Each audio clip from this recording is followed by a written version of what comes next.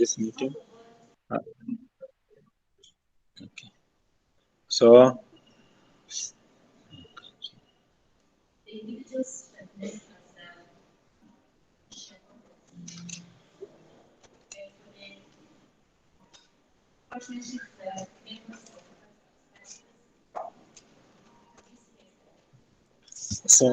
thank you for reminding us. We can start off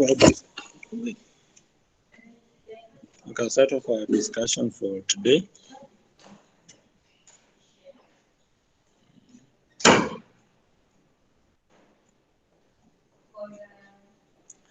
I remember we had started off sources of finance, and we discussed in the new to do computation about cost of finance.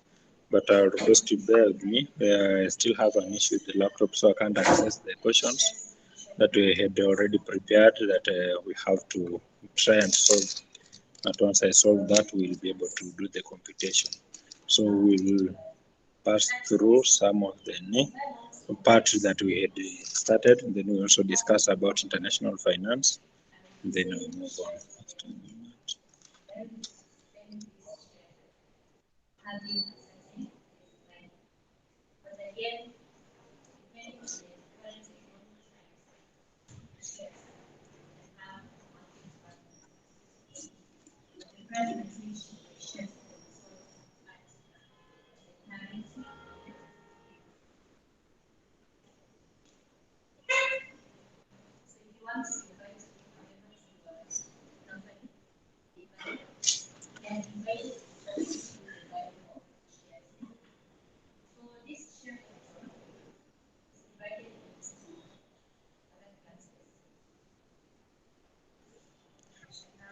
So we had discussed last time about money market and the capital market. Then under capital market, we discussed about initial public offer, and then we also looked at the process, how to go in public, and then reason behind. We also looked at reasons behind law quotation at Nairobi Security Exchange. Then we also looked at the incentives that government. Okay, we have to look at the incentives that government has given to companies to induce them to go public, and we'll just look at three incentives that government has offered. So the first incentive has offered tax holiday for companies going public, in particular those investing in specific areas, e.g. agro-based business. So if any company is registering agriculture or agricultural-based operations, then the government allows them a tax holiday. So tax holiday, it means that for a number of years they will not be remanded to pay taxes. So in that case, they enjoy that particular benefit. So it encourages companies to go public so that they can reduce cost on taxation. Then the second advantage that, or the second incentive, it has offered preferential treatment to companies in allocation of foreign exchange in importation of raw materials. So if the company goes public, and specifically for some industries, then they are given some allocation so that they are able to import raw materials, or they are able to import some machineries that they can use in their production. Then the third incentive that government is willing through quasi-governmental body to participate in equity for such companies going public. That at times government also buys some of the shares from the companies that are going public. So those are some of the incentives that government is giving just to encourage companies to be quoted on Nairobi Security Exchange. So let's also look at and you might have heard of privatization of government entities. Anybody who has heard of that term, privatization of government entities? Rebecca, have you heard of privatization of government entities?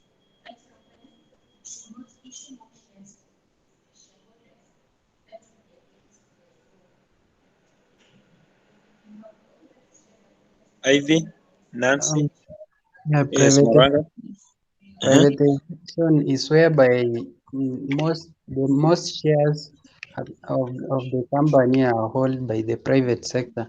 Say like when the government wanted to privatize the Kenya Airways, Yeah. so the government has a minority shares while the private sector holds the larger part of the shares. Yes.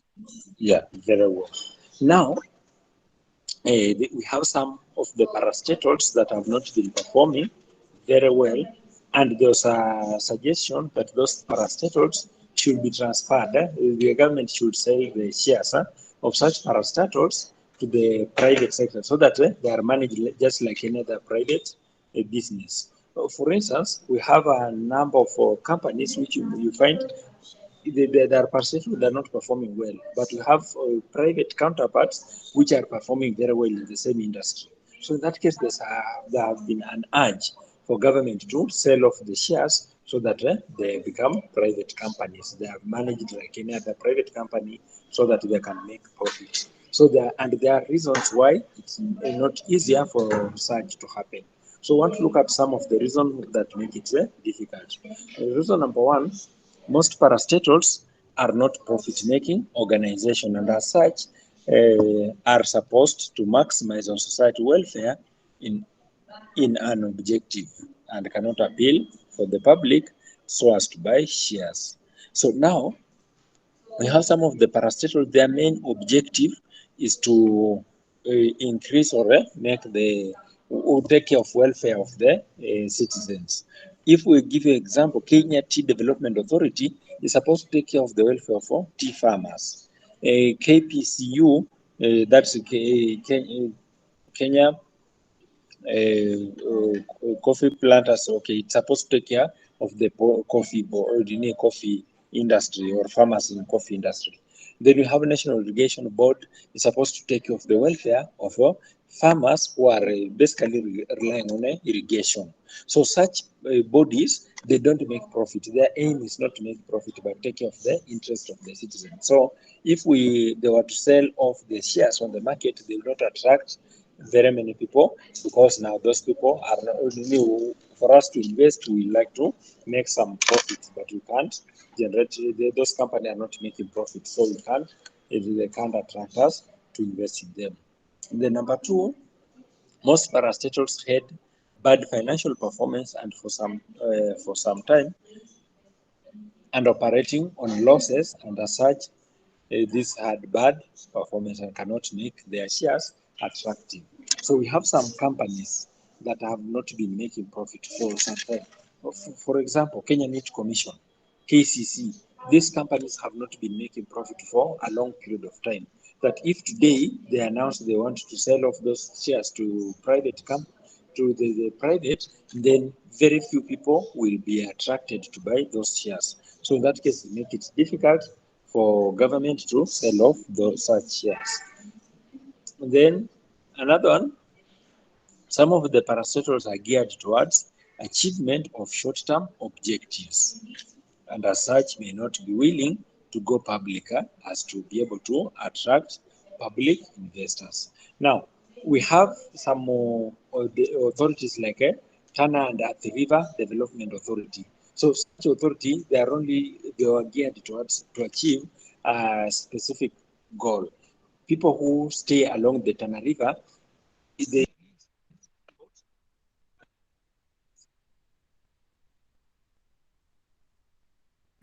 usually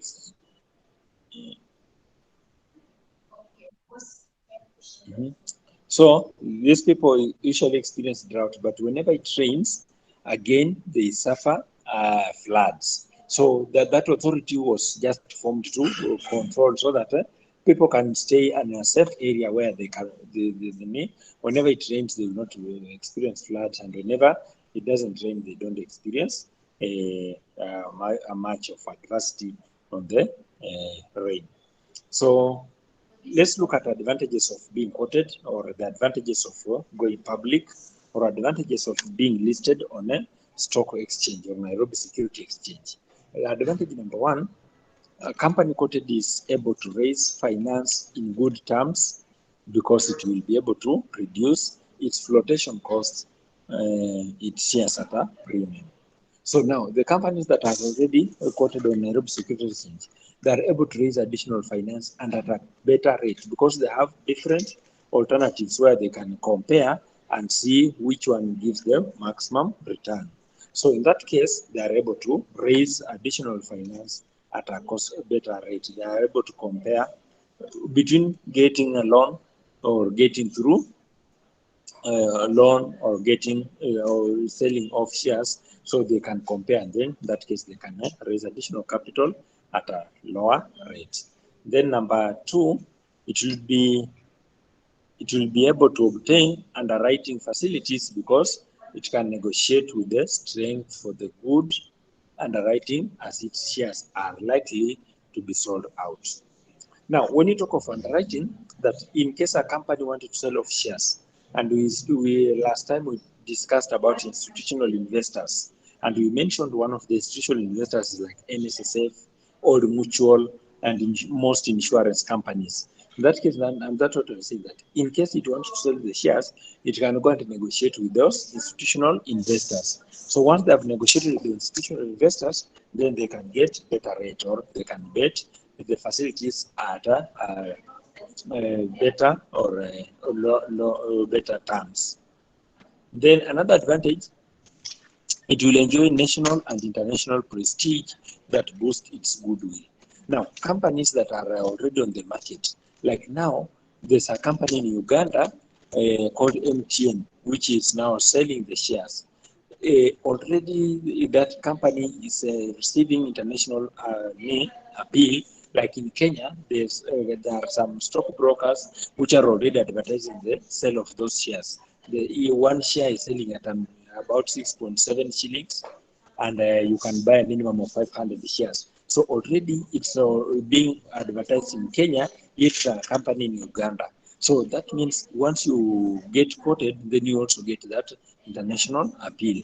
Then it's easier for foreign investors to buy shares from a quoted company than a private company. So in that case, if it's company is quoted, then it's easier for those companies to be recognized abroad. And then another advantage, the Nairobi Securities Exchange will approve for quotation only those companies which, in their opinion, are viable, hence an assurance to potential shareholders that is financially stable. Now, for you to be quoted at Nairobi Securities Exchange, there's a preview that the Nairobi Securities Exchange has to do to confirm that you are actually financially viable for you to be allowed. So in that case, if you are quoted, then that's they are giving an assurance, or they are giving assurance to the investors that that company is actually viable or financially sound. And remember, last week I also gave an example of a company like Tuskys, which had applied to be quoted on Nairobi Securities Exchange, but before it was quoted, then Nairobi Securities Exchange realized some information that Tuskys had not revealed. Some of the money had been transferred from their accounts. So in that case, they froze that particular process. So had it been quoted, then it would have given the public a good opinion about Tuskys. In that case, it would have gotten a better mileage. So another advantage that quoted companies will be able to get. Excuse me. Yes.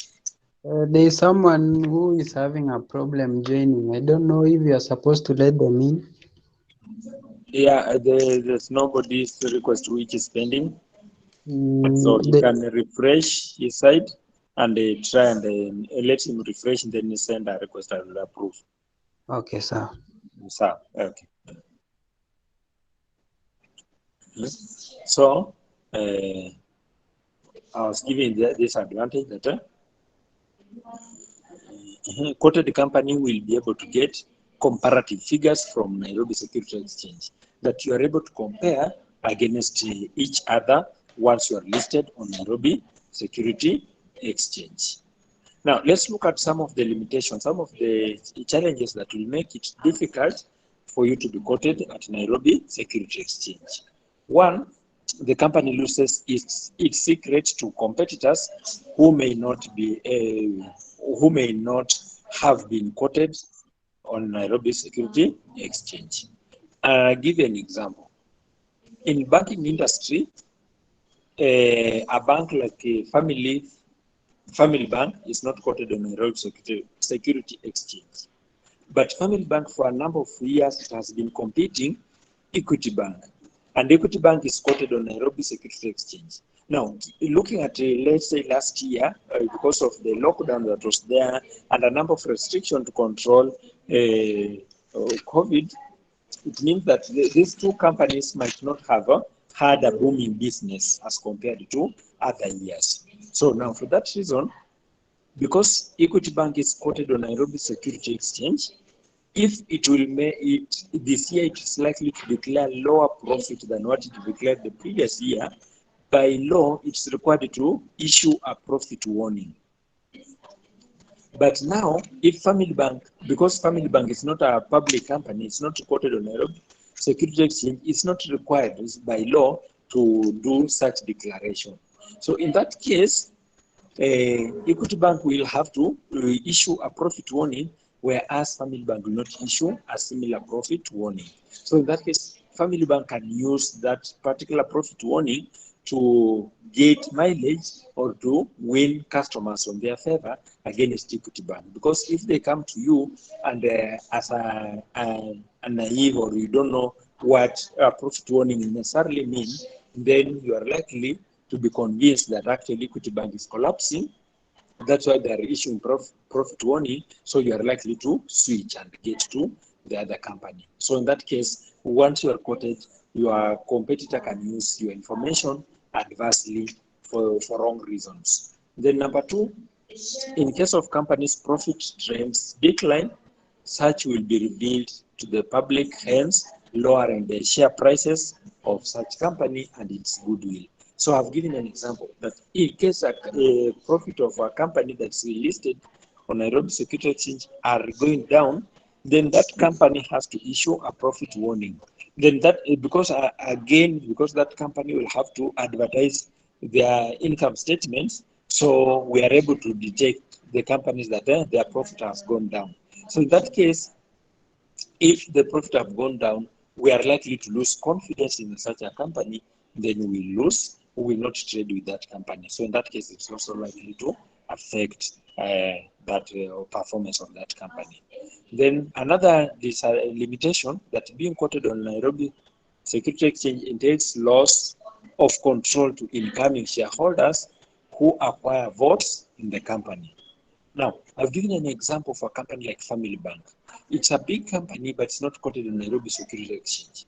Their shares are still being controlled. The control of that company is still within the few shareholders who might be family members or close friends.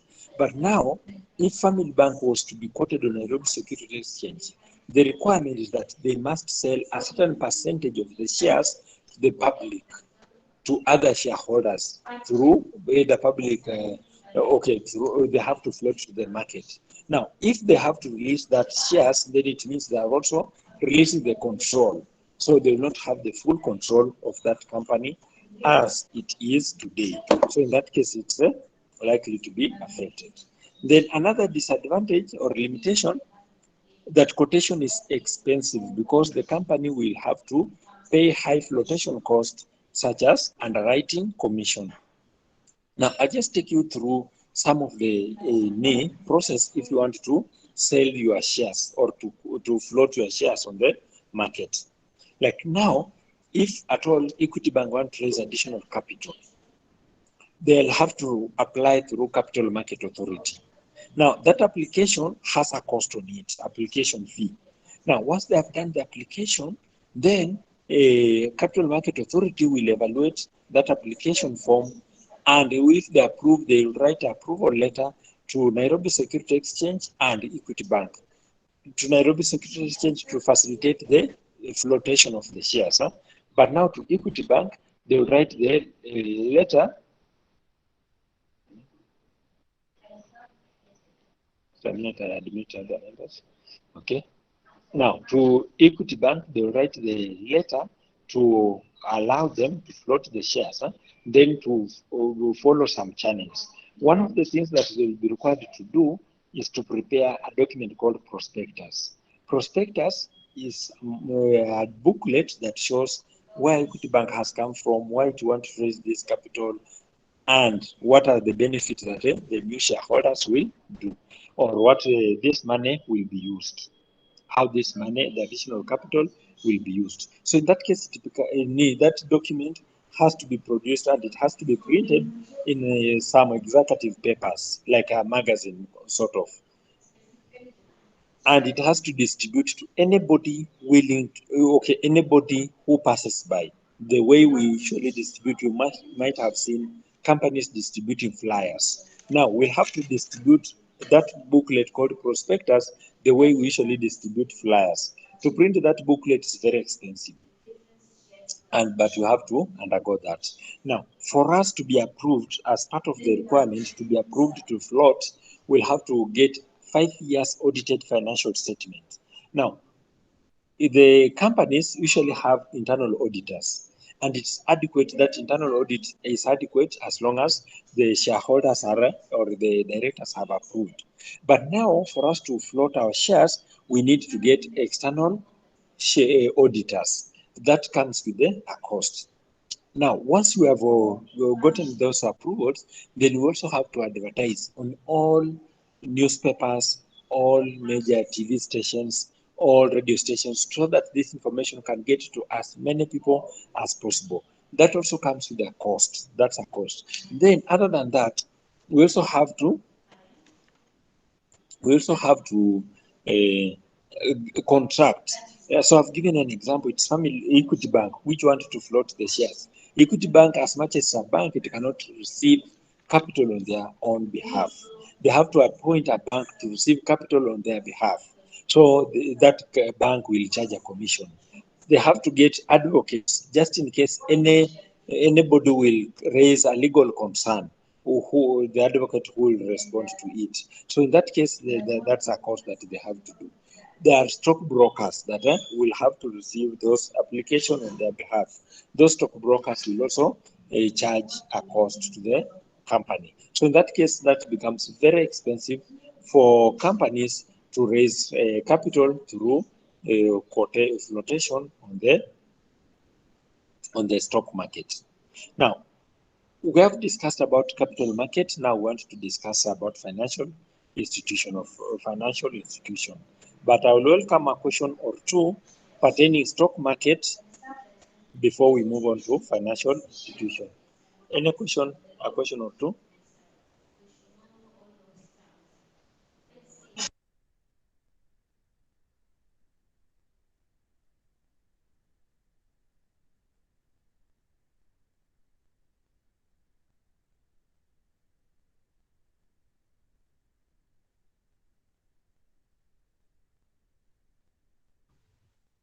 I have a question.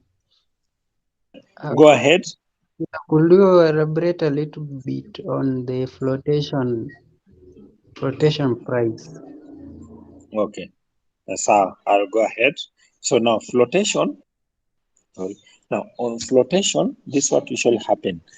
If a company wants to raise capital through sale of shares, this company, one, it has to apply through Capital Market Authority.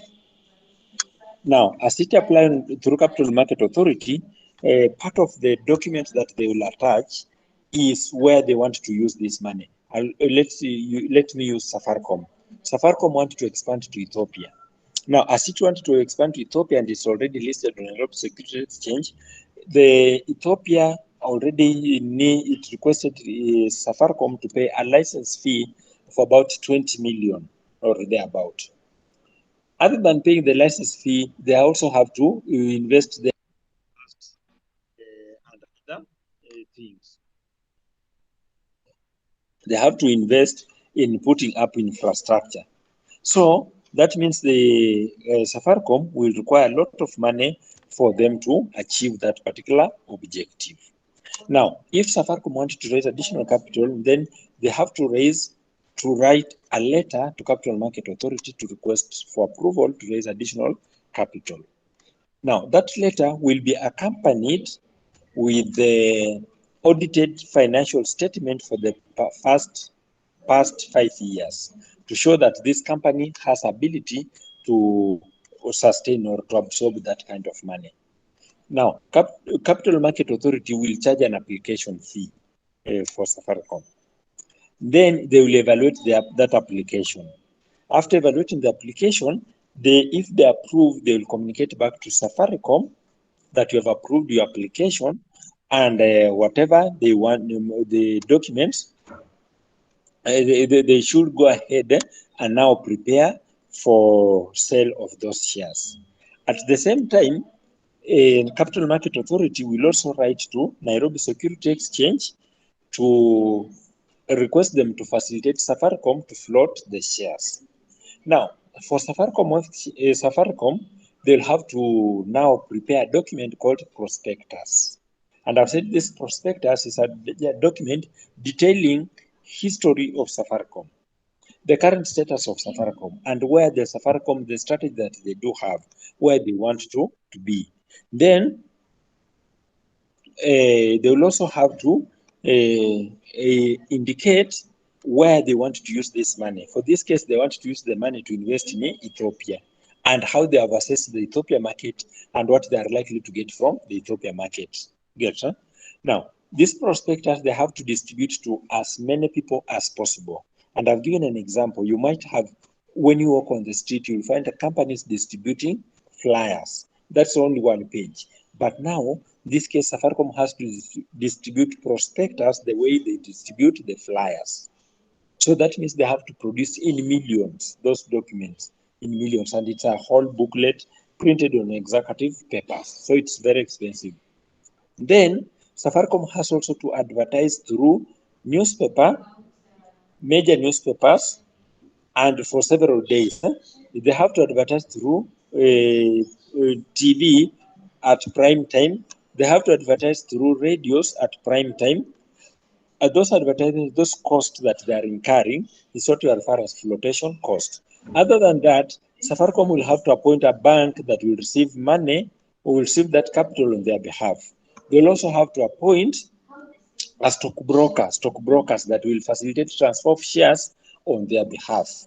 They'll also have to appoint advocates, just in case there will be any legal query, advocate who can handle that. So all these parties that are being appointed, they will charge a commission from the amount that will be collected. So in that case, that cost that they will be paid is what we are referring to, flotation costs.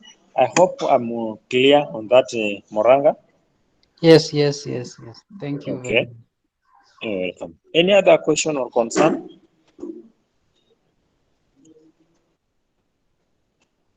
Then just as a reminder, okay, by weekend, by Saturday, I believe I will circulate the notes for all the areas we have touched and the areas we have not touched, so that it's easy. We are able to read from the same script.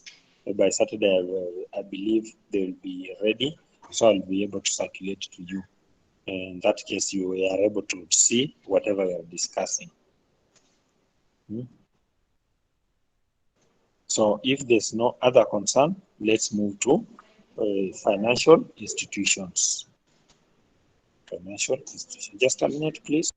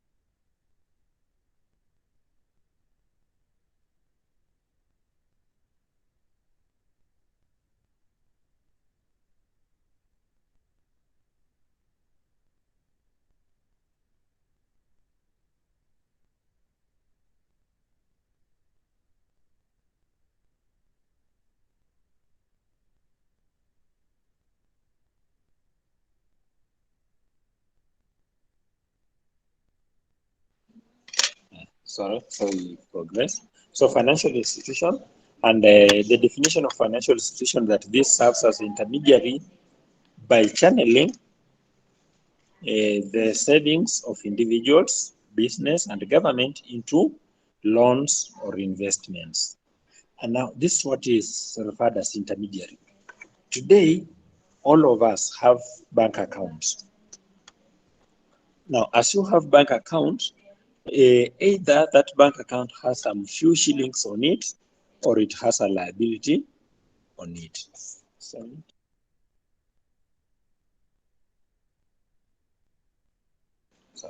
So either this company has your account has some few shillings which is savings, or you have overdrawn that account. So then what that means, if you have some savings, those savings are borrowed by another person. So in that case, the banks or financial institution, they are acting as intermediary in that they are getting money from where there's surplus to take to where there's a deficit. So if today you have 10,000 in your bank account, that means you have a surplus of 10,000. For me, I might be having a problem. I don't have money and I require this money, but I don't have the 10,000. So I only require to borrow 2,000, and it could be an overdraft. So I go and borrow 2,000. Another person go and borrow 3,000. Another person has borrowed 5,000. So in that case, bank would have collected money from you who has a surplus of 10,000 and has distributed this 10,000 to me and other parties who don't have the money. But we have an urgent need of that money. So that's what we are referring to it as intermediary. It's mediating. That's the term. It's mediating. Those who have to and those who don't have. So we look at commercial banks. And look at commercial banks. Then commercial banks, they accumulate deposits from savers and use these proceeds to provide credit to firms, individuals, and government agencies. Now, most the banks that we do operate accounts with, what are being referred as commercial banks, the likes of KCB, Equity Bank, Cooperative Bank, National Bank of Kenya, the Bank of Baroda, Bank of India. Or you can name them. Those are what we are referring as commercial banks. They collect money from us savers, and they also give out as loans to borrowers. And those borrowers could be business, could be government, could be individuals. Yes, individuals. So we look at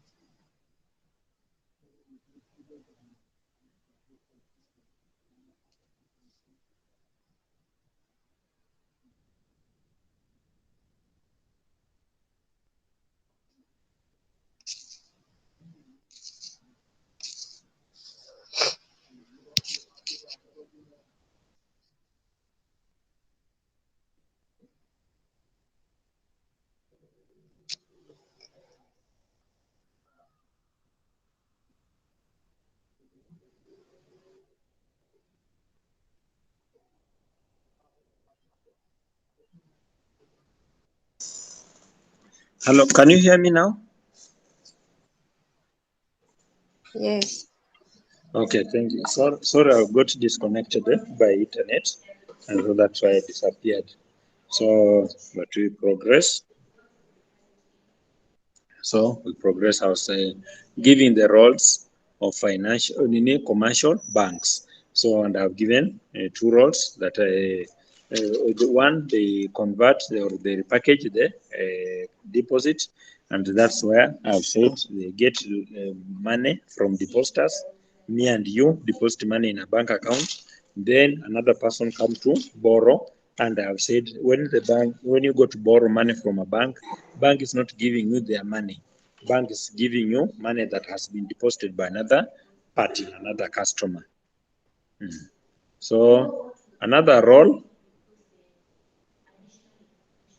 they diversify loans. They have a role to diversify loans, and to diversify loans, that means they give some salaried loans, some business loans, and all that. So in that case, just to diversify so that if you are salaried, the risk of defaulting is low. If you are not salary, if you are a business person, probably the risk is high. So the banks have to give those different types of loans. In that case, they'll be diversifying so that if the other person fails to pay, there's a person who will pay. So in that case, they will still have money to be able to continue the operation. Just a minute, please.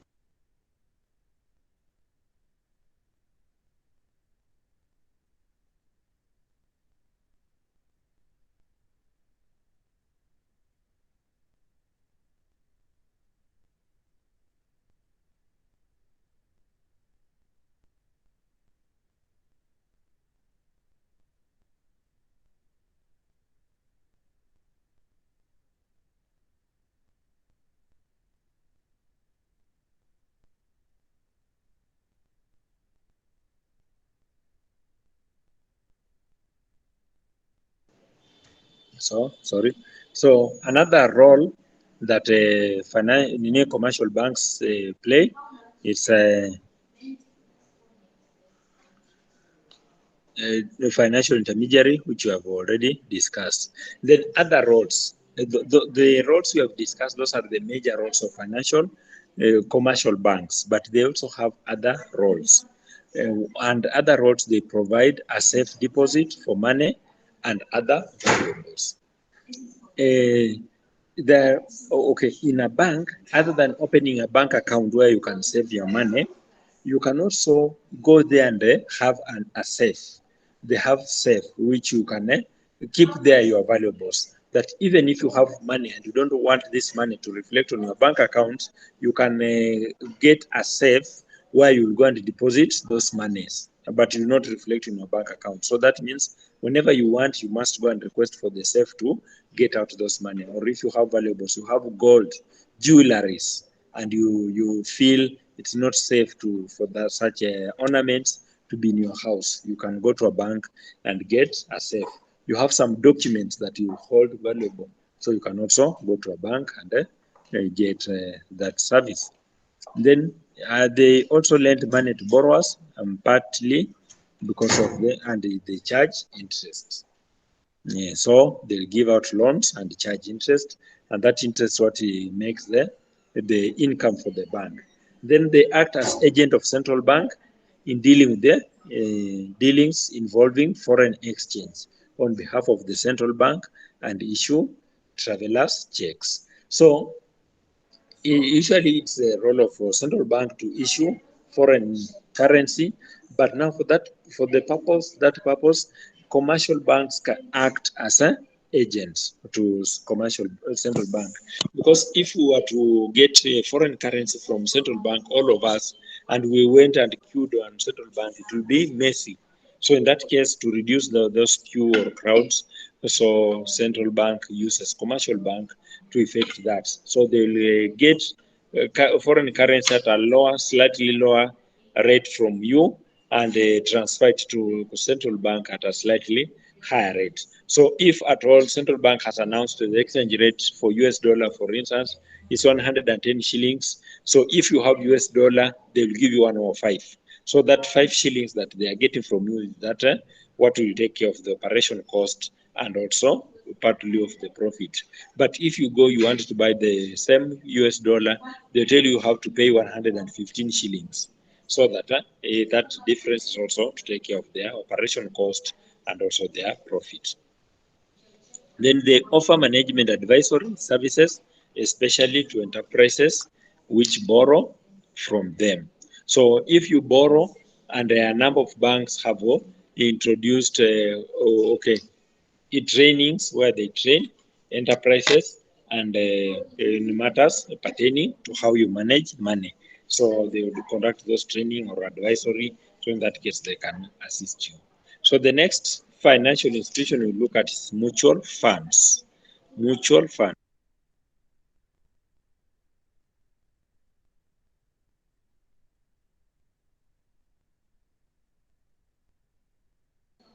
So mutual funds is a professionally managed type of collective scheme that pools money from many investors and invest it in stock and other securities. And an example in Kenya, we have Old Mutual. So this is a company that comes to collect money from different people or get money from different people. That's what we are pulling together. Then once they have gotten this money, they invest in various avenues. Examples of mutual funds in Kenya, we have ICA, money market fund, we have commercial bank market, we have Old Mutual money market fund, we have British American insurance, we have Stanbic money market, we have Dare Blair equity. So those are mutual funds. Then another insurance and financial institution we look at is unit trusts. Unit trust. Just a minute a bit.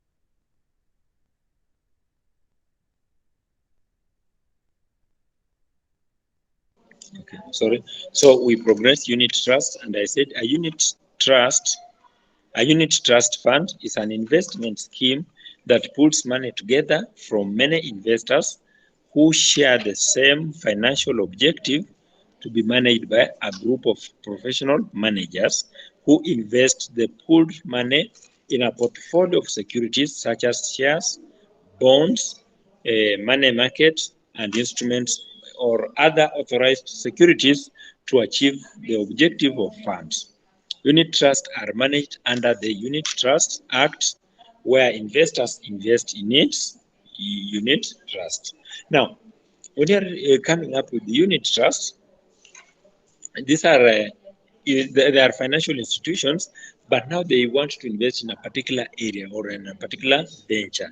That's where they're coming in, and they are managed by professional investors. So we have investment managers who are managing those unit trusts. So we come together, we pool money, and we instruct them or let the managers make decision to go and invest where we'll get maximum return. So the managers will look at where we can get maximum return. So in that case, we'll have invested in a unit trust. And then to invest in unit trust fund, investors buy units through the fund manager. So now for this case, instead of you going, let's say, to buy shares from Safaricom, you'll go and buy shares in a unit fund. So you'll be given units, which could be sort of shares. But now that company will go ahead and buy shares from Safaricom. So you'll have invested in Safaricom, but now you have not invested in Safaricom directly. And for instance, when you check on shares of companies, you'll find some companies have some shareholding which are just referred as a nominee shareholder. So that nominee shareholding is that's what we are referring to unit trust. That there are people who have gone to invest through, let's say we were investing in Safaricom, but we don't go to invest in Safaricom directly. So we go through a unit trust. We pull our money together, then give to a particular company to go and buy shares in Safaricom, but those shares don't belong to that company. Those shares belong to us. Yeah. So that's what we are referring to, a unit trust. Then still under financial institution, we want to look at an employee share ownership plan. Employee share ownership plan. And employee, okay, of a company buys shares of that company at a price prescribed by the company. And normally the company issues at a subsidized rate. So for example, Safaricom can issue shares to their employees. If the market rate of the share is currently at 50 shillings, the Safaricom can issue to their employees shares, fresh shares, at a subsidized rate, let's say 20 or 30 shillings. So there's a discount. But there will also be a capping. There will be a condition to that. And the condition will be that these shares these employees cannot buy at 30 shillings and sell those shares within 2 years or 3 years. There can be a capping that they will sell the shares after 5 years, a long period, let's say 5 years. But in case this employee leaves the company before the end of the 5 years, then they will only get a refund of the amount of money they invested in that particular share. So that's what we are calling employee share ownership plan. So let's look at the benefits. The benefit one is diversification, that investors in unit trusts can access broader range of securities than they could when investing in on their own as individuals. Now, for example, if you were to invest to buy shares as an individual, probably you have 100,000. So with 100,000, you'll only be able to buy shares from one company. Let's say 100,000 and a share for Safaricom is going to 50 shillings. You'll only be able to buy 2,000 shares from Safaricom, which is very minimum. And in that case, you'll not be able to diversify. But if you went through a unit trust or you went through a mutual fund, in that case, you have given this 100,000, I've given my 100,000. The other parties have also given their money. So the unit trust will be able to balance. They can take another 100,000 to another company. So we'll have different companies. Just in case one of the company collapse, we are still secure. But if you had invested your 100,000 in Safaricom and Safaricom collapse, then you lose out everything. But if you went through unit trust, then it means it's easier. They have invested in different companies. If Safaricom collapse, the other company are still operating, so they can, our investment will still be safe. We'll only lose a small margin of our investment. So number two, liquidity. That there is ease of selling and buying the units compared to with investing directly in the shares of the company. Now, for example, there are some investors who had bought shares for Uchumi Supermarket and Mumias Sugar Company. Those shares were frozen, they are no longer transacting. So if you had invested money in such companies, that means you cannot sell those shares because it's difficult. Also, we have people who have shares in companies like Standard Chartered. their share is about 400. British American Tobacco, their share price is about 300 or 400. That price is too high that very few people are willing to buy the shares. For example, if you have 100,000 and you want to invest in a company, if you want to buy shares from British American Tobacco at 450 shillings per share, you will buy very few shares. So in that case, it's easier for you to go and buy shares from Safaricom or any other company that has a moderately lower price. So in that case, if you had invested in that company and you want to sell the shares, it becomes difficult for you to sell because very few people are willing to buy from those particular company. But if you invest in that company through unit trust or mutual fund, it becomes easier for you to sell off your units and get your money back. Then there's continuous professional management. Because these unit trust or mutual funds are managed by financial managers, then in that case, they are able to give you the professional guidance. So in that case, you are assured of your investments. Then there's access to broader array of assets. And I've given an example that if we invest in a mutual trust, because we're collecting this money together, and then the mutual trust have a colossal amount of money, they can invest in different avenues. They can take some of the money to money market, some of the money to capital market. So in that case, we'll also have a different access to different facilities. Another financial institution that we learn to look at is hedge funds. Hedge funds. And hedge is spelled A-H-E-D-G-E. Hedge fund. It comes from the term hedge, which is a fence. A hedge is a fence. And a fence is just to provide you security. So that's what you are looking at. And a hedge fund is an alternative investment vehicle available only to sophisticated investors, such as institutional and individual with significant assets. So we are looking at it that hedge fund is only available for sophisticated investors. Any layman or somebody who is trying to get into a market, you are not advised to go to the hedge fund. Though at hedge fund, the risk is very high, but also the return is also very high. For example, if today I wanted to import a vehicle, and I'm importing this vehicle, and the cost is 5,000 US dollar. So today the exchange rate is about 110 shillings per US dollar. But I don't know what will happen by the time this vehicle gets to Kenya. Because by the time this vehicle is put on a ferry or whatever to get to Kenya, it might take 2 or 3 months for it to get to the country. So if it will take this long, probably by the time it will get to Kenya and I have now to pay, the exchange rate will have gone to 115. That means I'll have to spend more in Kenya shillings to be able to pay for that particular vehicle.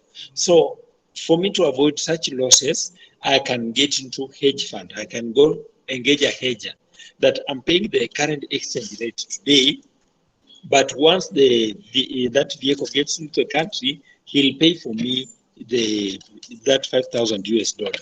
Either the exchange rate will have gone up or low. For me, I have already paid money today. So in that case, if the exchange rate goes from 110 to 115, that will be his loss.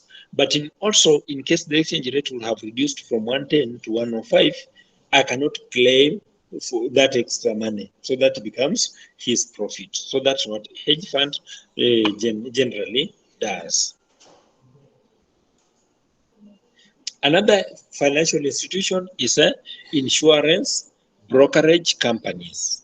Insurance brokerage companies. And insurance provides various types of insurance for their customers, including life insurance, property, liability insurance, and health insurance. So those companies they are also financial institutions in that they collect money. For example, when you pay, let's say NHIF, you pay money on a monthly basis. That in case you get sick and you go to hospital, that NHIF will pay for you the hospital bill. So in that case, that's where it comes in as a a financial institution. If you have a motor vehicle, for you to drive, you must have an insurance.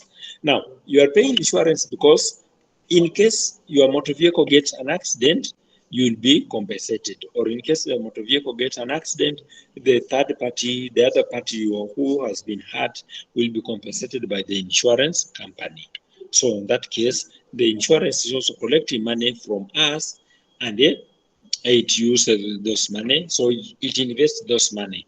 Once it has invested, just in case you get you are involved in a risk, they come to compensate. But now the chances that they'll compensate the whole amount they have collected from you are minimum. So let's look at some of the roles that are played by insurance companies. One, they provide cover for the business risks. Two, they accumulate large sums of money from premium, and this act as long-term source of finance, both for policyholders and other parties. So these insurance companies, because you pay their money, I've given an example for NHIF. Every month we pay their minimum of 500, a maximum of 2,000. So they usually collect a lot of money from us. And you find that God could have taken good care of you, and for a number of years you have not gone to hospital for medication. So in that case, the amount of money you're paying there, this company usually accumulate and they invest. Then also an insurance firm is one that plays the middleman role between the policyholder and the insurance firm. So now if you talk of insurance brokerage, now the brokerage takes the middle, they play the middle role, that they come to you, convince you as a person to go and take an insurance policy. So once they have convinced you to take an insurance policy, in that case, they become a middleman. So in case you also have suffered a loss, you go through the broker, then the broker will facilitate to get you compensated from the insurance company. Then other financial institutions are investment companies. And these are firms that don't trade in goods and services, but they invest on speculative motive in order to get profits, and they can invest in securities, in mortgages, or real estate. So example, we have investment banks and brokerage houses. So when you talk of investment banks, these are institutions that buy new issues of securities for resale to other investors with the view of making profit. That if today, I'll give you an example that Safaricom, because it intends to open a subsidiary in Ethiopia, they could be intending to raise additional capital. Now, investment bank will take advantage. When Safaricom will be issuing the additional capital, as the investment bank will take advantage and buy those shares in bulk. Because they have a lot of money, they'll buy those shares in bulk. But now their intention is not to hold on those shares for a very long period of time. They are only waiting that once they have bought the shares, and Safaricom has successfully opened their outlet in Ethiopia, and they are already making business. So in that case, the investor confidence will be high, demand for those shares will be high, but now very few people will be willing to sell. Then in that case, the prices of the shares will go up. So once the prices of these shares have gone up, then this investment bank will be able now to sell at a higher rate and get profit from that. So that's what they do. Another financial institution is microfinance institution. And this refers to the provisions of financial services to low-income clients, including consumers and self-employed. So, okay, they are financial institutions, but they are micro. They are small in terms of their capital, and in terms of their operation. They basically take care for low or middle income persons. So, an example of this is a Kairep Bank, Jamii Bora Bank, Faulu, and many others. Women Finance Trust, and many others. So those are microfinance. Let's look at some of the importance of microfinance. One, they provide financial services to self-employed and low-income earners. that let's look at the dynamics that KWFT, Kenya Women Finance Trust, come in with, that they can mobilize women in groups.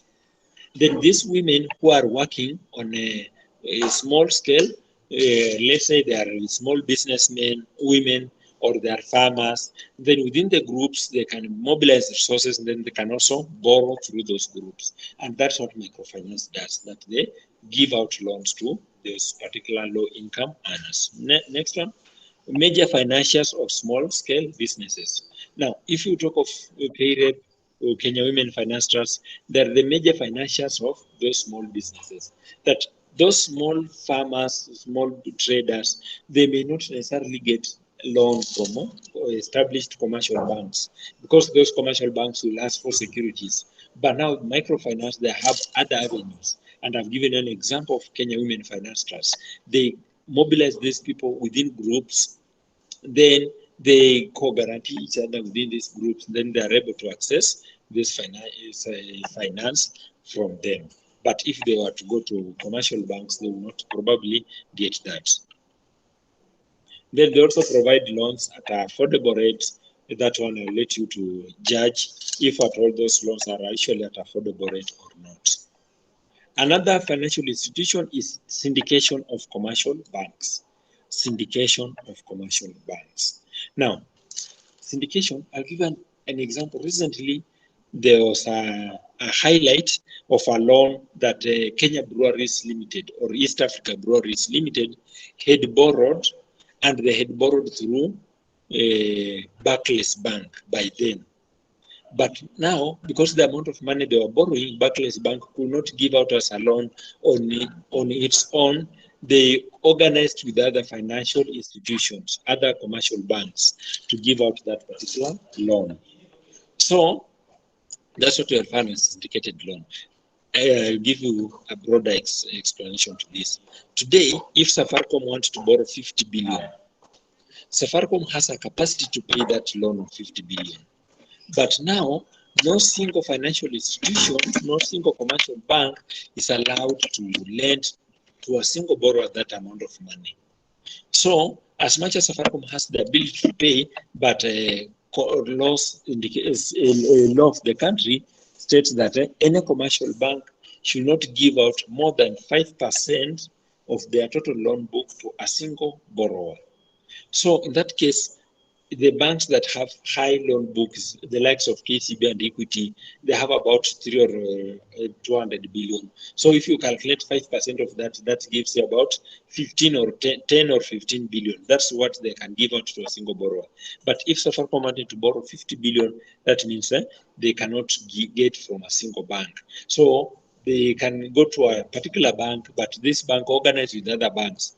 How much are you willing to lend and at what rate? So each bank will pledge a certain amount of money. So Equity, you can say 10 billion, KCB 5 billion, another bank 10 billion, another bank 2 billion, 3 billion, 100 million. So until they accumulate to 50 billion. So such kind of loan is what we are referring as a syndication or a syndicate. Because you are borrowing from a different financial institution, but through one bank. So when the Safaricom pays, they will only pay through one bank that they had negotiated with. But once they are paid, this bank will channel the installment for the other banks to them. Another financial institution, we have capital market regulation. We look now at capital market regulation. Now, when you talk of capital market regulation, we have Capital Market Authority as a major regulator. And this was established in 1989 through Market Authority Act, Section 2. Section 2, so we can refer to that. So let's look at the roles that are played by Capital Market Authority. The first role, it has the responsibility of licensing and regulating stockbrokers. So it's a capital market authority that licenses and regulates stockbrokers, investment advisors, security dealers, and the authority depositors. Number two, the Capital Market Authority is involved in processing of listing of new companies. And I've given you an example. Not only new companies, but also new shares or new security. That if an existing company wants to raise capital through sale of shares, they have to apply through Capital Market Authority. So it's the company that regulates that. Also, Capital Market Authority acts as a watchdog for shareholders of listed companies. I'll give you an example. There's a company called Bamburi Cement. Now, this company, there's a year that they were not able to make as much profit as they had made the previous year. Now, the law requires that if the company is not able to make as much profit as they had made the previous year, they must issue a profit warning.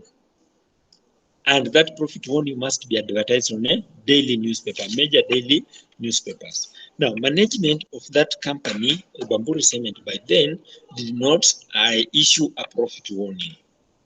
So, Capital Market Authority sanctioned that company.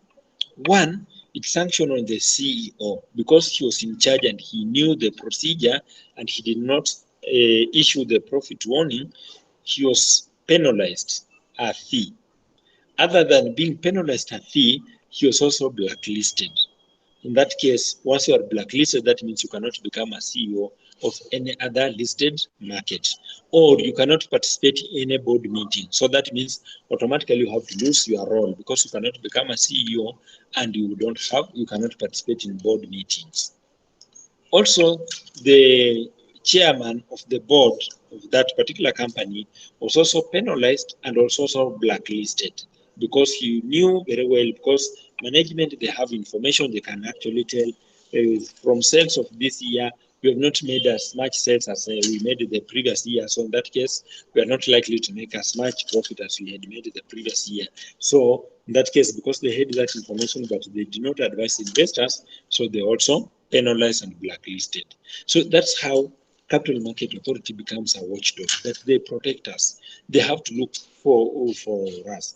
Also gave you an example for Tuskys. When they had applied to be listed, and the Capital Market Authority or Nairobi Security Exchange realized that there are some transactions which were happening behind the scenes, yet Tuskys had not disclosed, or the management had not disclosed. They froze that particular application. They did not allow that particular application to go ahead, because had that application gone ahead, then most investors would have taken money to the company. Then after a while, that company will have collapsed. So they will have lost a lot of money. Another one, that they remove bottlenecks and creates awareness of investment in long-term securities. So the Capital Market Authority tries to remove some of the bottlenecks, some of the rules that make it difficult for companies to float their shares on a market. Then another one, they serve as efficient bridge between the public and the private sector. So capital market also serve as a bridge between the public and private sector. In that, if the let's say today a private company wants to raise additional capital, and a private company, have said, as big as a family bank wants to raise additional capital, then a Capital Market Authority can become a bridge. They can also link toward with the government or public sector to invest in such company. So that's what they do. Let's look at the roles of stock exchange. Stock exchange is also part of the financial institutions, and we want to look at the roles. Roles number one, roles of Capital Market Authority to the stock exchange. Roles of Capital Market Authority to the stock exchange. And one role is they remove the barriers of security transfer.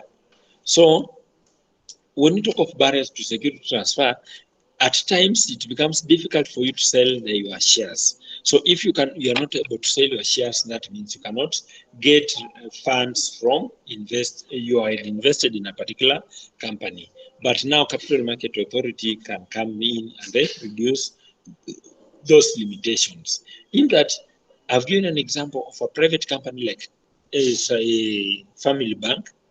you can still buy shares from Family Bank, but now when you buy shares, they create a market or which is called over the counter, OTC, over the counter, that you can still sell the shares, but now you have to identify the person who is coming to buy your shares, and you also have, or the person, if you want to buy, you must identify the person who is selling those shares. In that case, you can participate there. Another one, they encourage development of institutional investors such as pension firms and insurance firms. So, Capital Market Authority also encourage the development of these firms in that they allow their shares to trade on the market. They also facilitate an avenue for them to raise additional capital. Then they license more bankers. They license bankers. So bankers that want to become to transact on a security exchange, they have to be licensed by Capital Market Authority. Also, for you to operate as a bank, you must have a certain capital requirement. So in that case, you also require Capital Market Authority as a player to play that. Now, let's look at the role of Capital Market Authority in determination of share prices. One, Capital Market Authority does not in any way influence share prices of quoted company. So quoted company, those are the companies that are, their shares are trading on Nairobi Security Exchange. So for those companies, does not, Capital Market Authority does not play a role on them. Then number two, the prices of such securities are determined by demand and supply mechanism. Now, when you talk of demand and supply mechanism, that there are companies which are doing very well and they are profitable. So people are more people are willing to buy the shares of those companies. But those who already have the shares are not willing to sell off those shares. So in that case, the demand is high and supply is low, so the prices will be very high. Then you also have some companies which are not performing very well. In that case, those who already have the shares, they want to dispose of, they want to sell off so that they protect themselves from making huge losses or future losses. But very few people are willing to buy those shares because they are already not making profit. So there's no prospect. So such shares will have very low prices because of the high supply and low demand. So just a minute. Okay, we can have a break of 2 minutes. Then when we resume, we discuss international finance. A break of 2 minutes so that you can have a bottle of water. Then when we come back, we discuss international finance.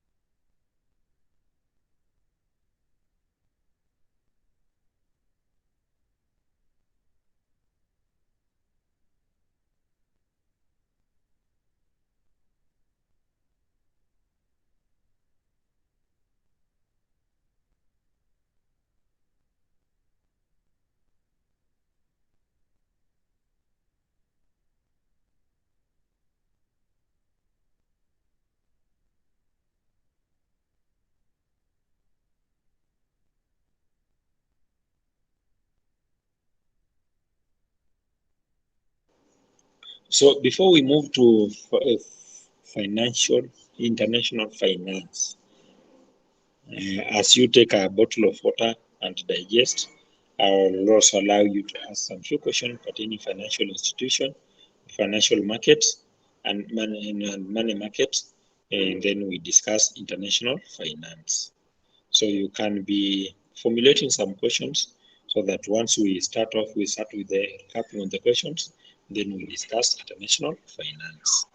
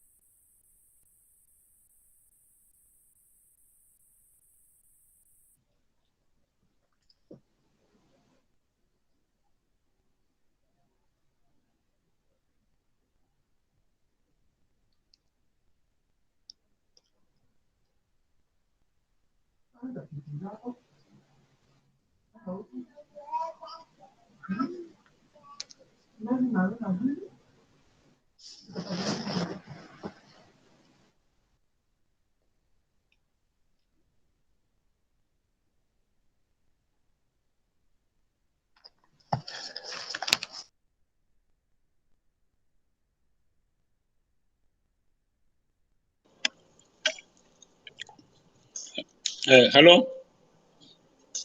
I hope you have taken a bottle of water or a cup of tea or a cup of coffee. So anybody with a question pertaining money market or financial institution?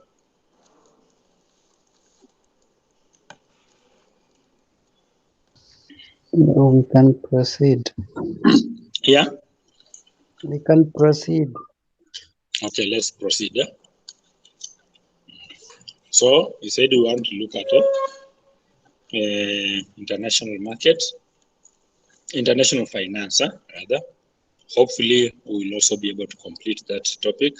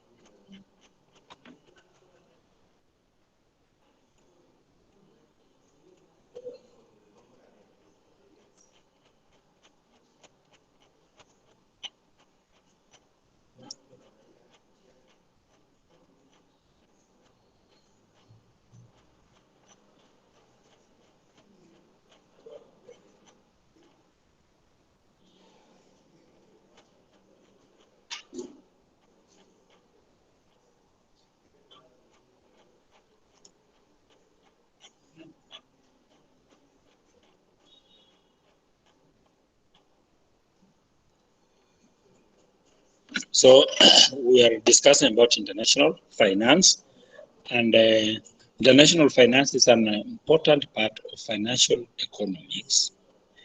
It mainly discusses the issues related with monetary interaction of at least two or more countries. So in case we have a transaction that relates to two or more countries, then we refer to that as international finance.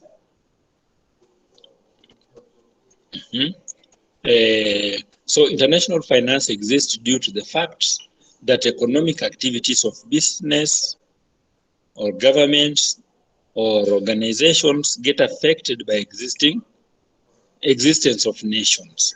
Now, for example, in Kenya, we have mostly mechanized our economy compared to the East Africa communities. So we produce more for manufactured goods in Kenya than any of our neighbors. So in that perspective, we'll produce more than what we can consume. Now, if you have produced more than what you can consume, then you have to dispose of or to sell off the extras to other countries. So in that case, we'll be participating in international finance because now they will also pay us from their own with their own currency. Then, as such, we don't produce much of agricultural produce as compared to our competitors, our neighbors. So our neighbors will produce more of agricultural products more than they can consume. For example, we get eggs, mayai, from Uganda. We get milk from Tanzania. So in that case, we must apply international finance for us to make those settlements. Yeah. So that's what we want to discuss all about. So let's look at the importance of international finance. So international finance is important tool to find exchange rates, compare inflation and compare inflations and get idea about investing in international debt securities, ascertain economic status of other countries and judge the foreign markets. So with international finance, we are able to to get the exchange rate. How much of Kenya shillings is equivalent to Uganda shillings, or how much of Tanzania shillings is equivalent to Kenya shillings. So that in that case, we get it through international finance. Then you are also able to compare between Kenya and Uganda, where are the prices of basic commodity rising at a higher rate than the other. So the second importance of international finance, that exchange rates are very important in international finance, as they let us determine the relative value of currencies. That we are able to tell how much is our currency, and at times you get that Kenyan currency has hit the lowest. In that case, it's a comparison between Kenya currency and, let's say, US dollar. Kenya currency and South African rand.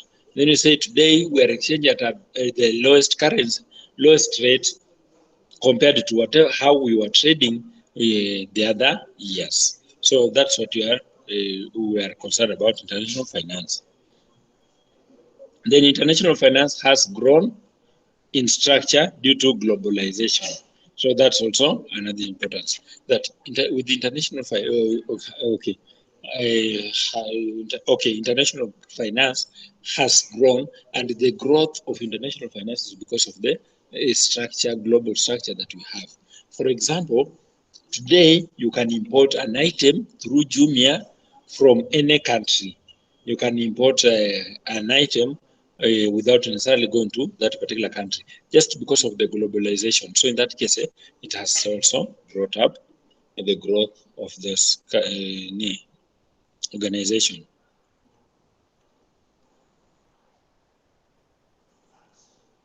So let's look at driving forces for finance globalization. Driving forces of finance globalization. What are the factors? What are the things that are making it possible for us to grow in a international finance, or a globalization of finance? So one is advancement in information and communication technologies.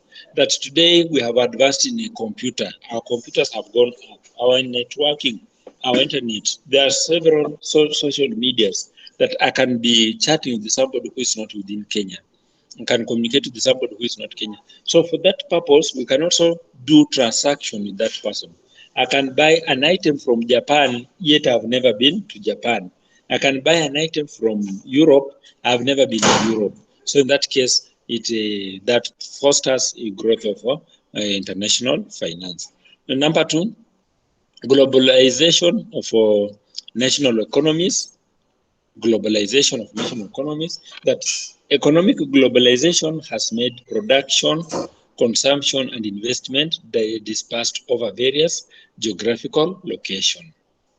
Now, we have companies, let's say we have several companies which have origin in Canada, for example.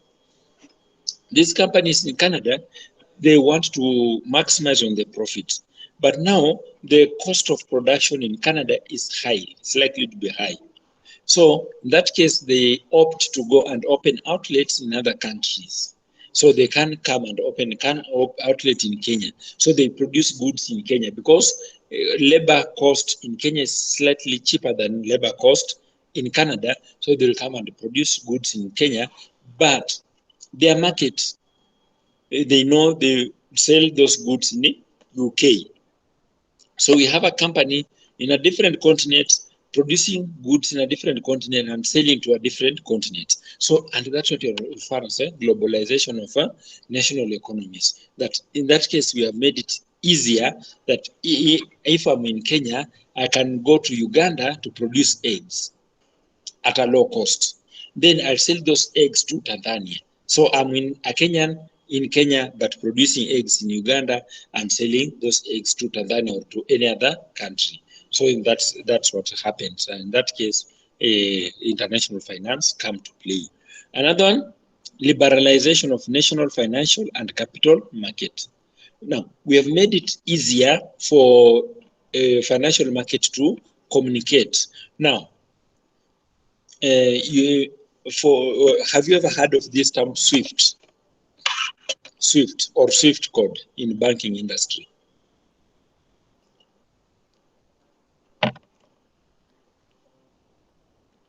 Anybody have heard of the term SWIFT? Not yet. Now, SWIFT is a society of international bank funds transfer and wiring. So in that case, this society, it provides an avenue where commercial banks can interconnect, can interlink, can communicate, but they're communicating preferably on transfer of money. That today, if I was to send money to UK and I don't want to use the money transfer like Western Union, MoneyGram, I can go transfer the money from my account in Kenya to account in UK through SWIFT. What I only need to get is the bank details of the receiver and also the SWIFT code. So once I go and give my bank the SWIFT code and the bank details of the receiver, then they'll be able to transfer money from my account directly to the other person's bank account. So in that case, it makes it's cheaper. One, it's cheaper, and also make it easier for such transaction to take place. So in that case, it becomes easier for us to transact. And that's what we are saying, that there's now liberalization. Also, when it comes to capital market, the capital market have the way they have interlinkages. You'll find that Nairobi Security Exchange has a link with the Dar es Salaam Security Exchange, and it also has a link with the, let's say, New York Security Exchange. So if you are an investor in New York and you want to invest in Kenya, you don't have to travel all the way to Kenya to come and invest. You can go through the New York Security Exchange and you invest in Kenya. Or if I'm a Kenyan and I want to invest in Uganda, I don't have to travel all the way to Uganda to go and invest there. I can only get linkages from Kenya and be able to invest in Uganda or Tanzania. So those interlinkages are also facilitating international finance. Then there's competition among intermediary services provider. Now, this competition is also advancing and making it possible for us to get into international finance. That because we are competing, let's say, the insurance companies, we have discussed about insurance company, we have discussed about commercial banks, we have discussed about mutual funds and mutual trust. All these companies are fighting for few resources, the few Kenya shillings that are available. Now, instead of this company just fighting for those few resources, competing for those few resources, some of them decided to go to international markets. When they go to international markets, they're able to get the other institutional investors who can get us money. So in that case, it also provides interlinkages or it promotes the international finance. Let's look at the benefits of global finance. The benefits that financial globalization. Okay, one of the benefits that reduce the rate of credit crunch. So when you talk of credit crunch, that if we only relying, like in Kenya, if we're only relying in money that we can get in Kenya, and we did not borrow, let's say we did not float like Eurobonds, we were only to borrow from the country, then it means Kenya will not have sufficient funds to operate. So because we will not have sufficient funds to operate, then we are likely to get to a halt.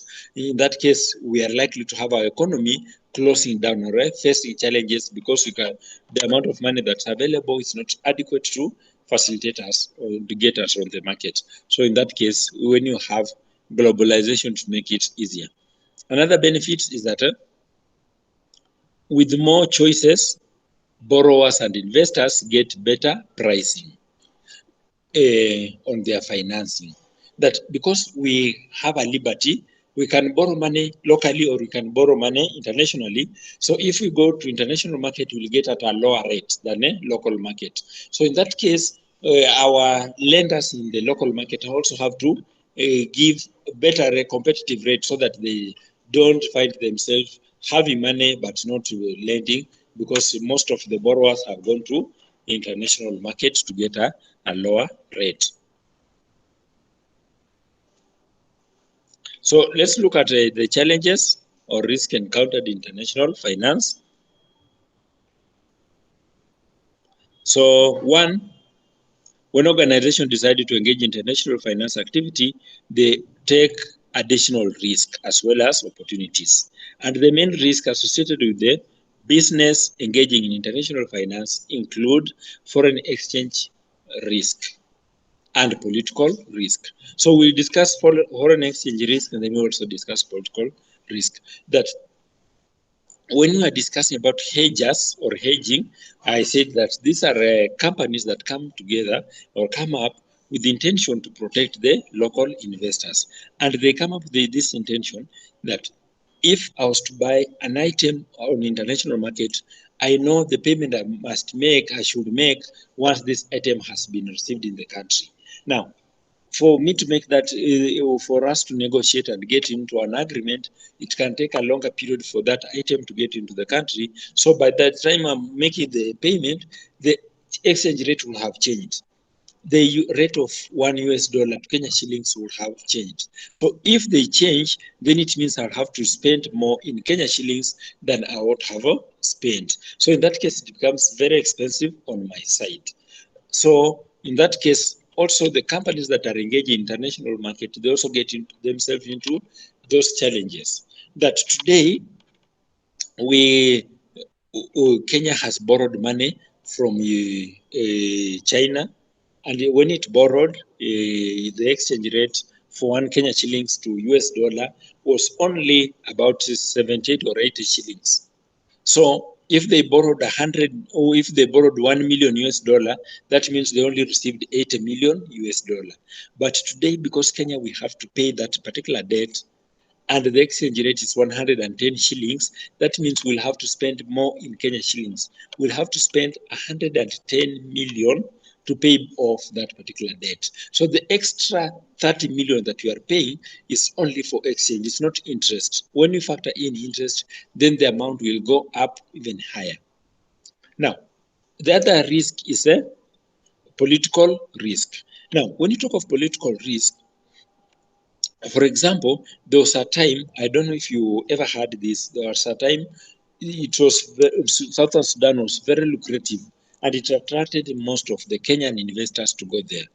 But as it was attracting most of Kenyan investors, we also had local ministers or government officials in Southern Sudan who started engaging in corruption. So as they were engaging in corruption, then the government of Southern Sudan had to come up with the mechanisms to control corruption. So part of the mechanisms that they said is to introduce a maximum amount of money you can transfer in a day from Southern Sudan. So they said you can only transfer a maximum of 100,000 Kenya shillings per day. So a number of companies that had set their foot in Southern Sudan, they had to suffer because you have invested there, yes, you have done business, you have profit, yes, but now you cannot transfer the money in Kenya. And some of the company had borrowed money in Kenya. So as they cannot transfer money back to Kenya to pay off the loans. So you have money in Southern Sudan, but you cannot transfer in Kenya. Whereas in Kenya, you are facing to be auctioned. So that's a political risk because the government made a political decision because those locals who are engaged in politics, who are engaged in corruption, so government or the president had to take that serious action. So in that case, it suppressed most of the business who are engaging there. So in that case, those are some of the risks that you engage in. Other risks we still if we are using Southern Sudan, we have a number of commercial banks which had set foot in Southern Sudan, but those banks were bombed. Those banks were robbed. Those banks were destroyed because there were warring factions, and these warring factions, they felt that this bank is supporting the other faction of so they had to come in. So the banks that were bombed by one faction, those that were spared, the other faction felt that they were spared because they were supporting them. So they came and also looted them. So those are the risks that you encounter when you get into international trade and international finance. So let's look at foreign exchange market. Foreign exchange market. Now, when you talk of foreign exchange market, there are some of the terminology that we need to understand, and one of it is balance of payment. Balance of payment. Now, with the balance of payment, this is what happens. The same way when we were talking about money market, we talked of overnight lending. Sorry. And yes, Is it Rebecca? balance of? I didn't get the last one. Balance of payment. Okay, thanks. Welcome. And okay, I was comparing balance of payment with the overnight lending when we were discussing about money market. And with the money market, I explained this way, that if at all I have a bank in KCB and you have a bank in, let's say, Cooperative Bank, and you have given me a check of 20,000, I will go to bank to KCB where I have account. So this check, once it gets to clearing house, which is under a central bank, this clearinghouse will check how many checks have we received from cooperative that are claiming payment from KCB, and how many checks have we received from KCB that are claiming payment from cooperative. So if at all the checks that are coming from cooperative that claim from KCB is worth 100 million, and checks that are coming from KCB claiming payment from cooperative is 80 million. So in that case, the clearinghouse will only get the difference. And that difference, they request now cooperative top up just 80 million, 20 million rather, so that you pay up whatever you are claiming from the other party so that you balance off. Now, that is as per local transactions. But now when you talk of balance of payment, we are referring to imports and exports. That in Kenya, we have produced manufactured goods, and these manufactured goods, we are taking them to Uganda. On the other hand, we are getting milk, we are getting eggs from Uganda. We are getting maize from Uganda. We are getting sugar from Uganda and other commodities. So at the end of the period, we'll do the comparison. How much of goods have we bought from Uganda, and how much of goods have we sold to Uganda? So if at all we have sold more goods to Uganda than what we have purchased, then we only ask Uganda to top up the extra amount, so that instead of us making that payment, we just ask Uganda to top up the extra amount so that we balance that account. So that's what you are referring to, balance of payment. Yeah. So rather than saying Uganda to transfer there are 10 billion, then we also transfer 15 billion to Uganda, then we just get who has more money of the other, then the person who has more money transfer the extra amount that he has, then we settle that. So that's what we refer as a balance of payment. Now, for that matter, we have some accounts that we hold. One of the account is current account. Current accounts. And this denotes the final net payment a nation is earning when it is in surplus, or spending when it is in deficit. Now, I'll give you an example that if we have exported manufactured goods to Uganda worth 10 billion, and we have, on the other hand, we have bought goods from Uganda worth 7,000. So Uganda owe us 3 billion. So instead of us paying them 10 billion, then they pay us 3 billion, they 7 billion, then we only need to get 3 billion from them, then we are offset. Because that's export to Uganda might not have been exported by one person. Several people have exported at different levels. But now the money money from Uganda to Kenya cannot transact without going through central bank. Like now in Kenya, it will go through Central Bank of Kenya. Uganda, it will go through Central Bank of Uganda. So now those monies, when they are exchanging, the Central Bank of Kenya will compare and they'll say, we expect 10 billion from Uganda. And Central Bank of Uganda will say, we expect 7 billion from Kenya. So in that case, they will say, now we have more of your money or we have more of our money, so just transfer the 3 billion, then you offset the traders in our country. So that's what you are referring to. Current account, what you expect to receive and also what you expect to pay. Then you also have another account called capital account. Capital account. And this shows the exchange in foreign assets ownership of a nation. Now, when you talk of foreign asset ownership of a nation, that means, like I give an example, MTN in Uganda is selling shares. So we'll have investors in Kenya who will be willing to invest in MTN Uganda.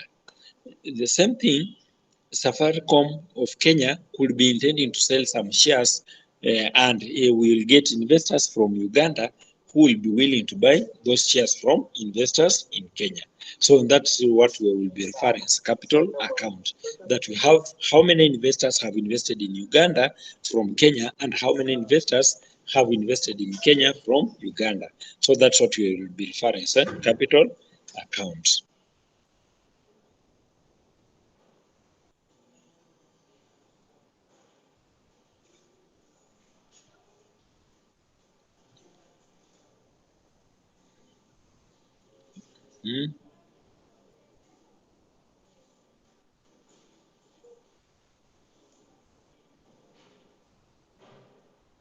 So when at the other time we have balance of payment imbalances, balance of payment imbalances, and this balance of payment has to balance.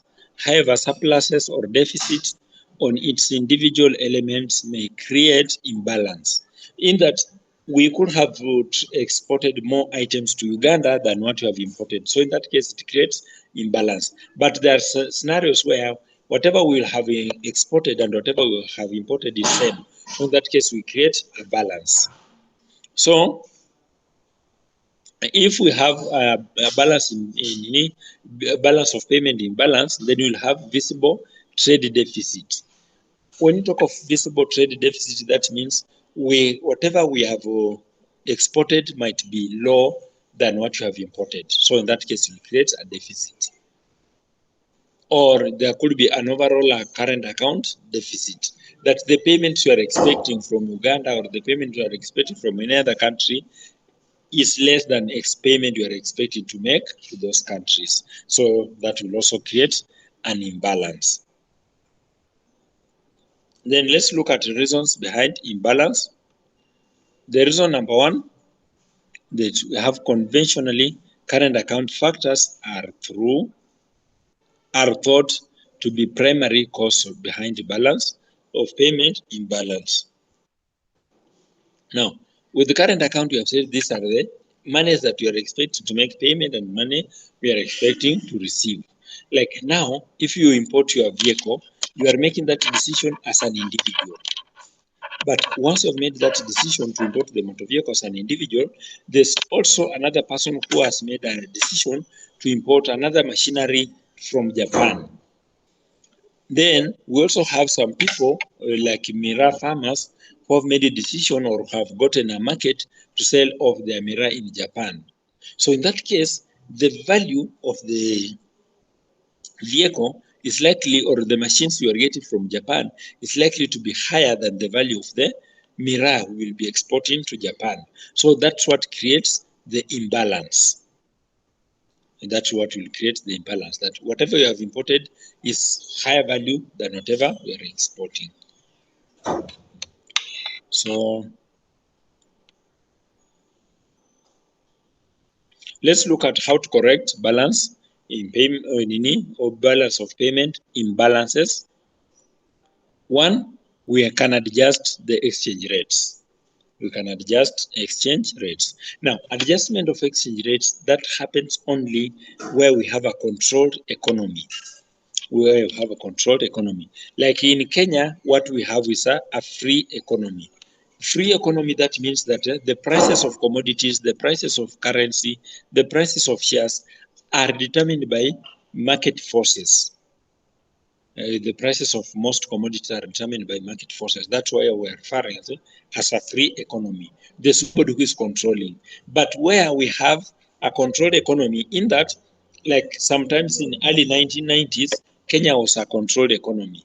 Now, by then, whenever they are reading budgets, they will dictate the prices of commodity. That the price, rice will sell at this much per kilogram. Sugar will sell at this much per kilogram. Every commodity, bread will sell at this much per loaf of bread. So in that case, we had a controlled economy. The government was announcing prices of commodities. But now, today, we are at a free economy. So where there's a controlled economy, then it's easier for the government of that particular country to adjust interest exchange rates. But still, with a controlled economy, government goes ahead to adjust those exchange rates. For instance, if the prices of US dollar is very high, that means there's high demand for US dollar as compared to supply of the US dollar. Now, for government to control that prices, they can withdraw or they can float more US dollar on the market. They can flood the market with more US dollar because private investors or private individuals are not supplying this US dollar. So in that case, it's government which will now float those US dollar. So in that case, the supply of US dollar will surpass the demand. Then the exchange rate will be low. Or if more people are exporting in that case, and our exchange rate has gone down because there's high supply of US dollar in the market, and the government feels that they are likely to suffer, then the government can mop up those extra US dollar on the market. They can buy those extra US dollars. So in that case, they'll be controlling the exchange rate. Another one, adjustments of nations' international prices along with its level of demand. Adjustment of nations' international prices along with its level of demand. So at times when we have, let's say, when we had a deficit of maize in the country, and the only alternative was to import, government had to reduce the taxes or to remove the taxes for import of maize. So if we are doing that, in that case, we are adjusting the prices of those commodities, that the cost we will incur to get that maize in the country will be significantly low. But if we have to protect our farmers, and our farmers have harvested a lot of maize, in that case, government can impose heavy taxes on those commodities so that we reduce the imports of those commodities. So in that case, we'll be trying to adjust the imbalance of balance of payment. Then you also have rules based on adjustment. Rules-based adjustment, that government can come up with rules. For example, they can put there some barriers. They can put there some controls that you cannot import more than this quantity of product. So you are controlled whatever you can import in the market. So that's how we control the balance of payment.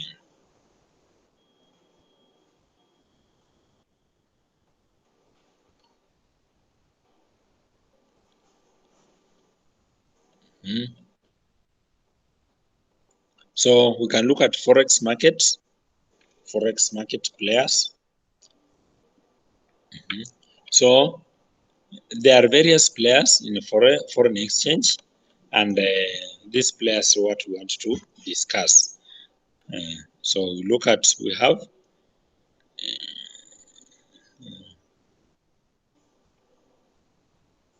so we have capitalization or sophistication, and these are two major factors in categorizing the forex market players.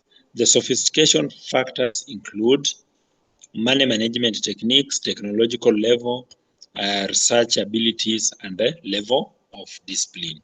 So, and considering these two broad measures, there are 6 major forex market players. So let's look at these forex market players. One, we have commercial and investment banks. Commercial and investment banks. Now, when you talk of commercial and investment banks, and their role is crucial in forex network, that they create network, that we have somebody who has money in Kenya and wanted to invest in UK.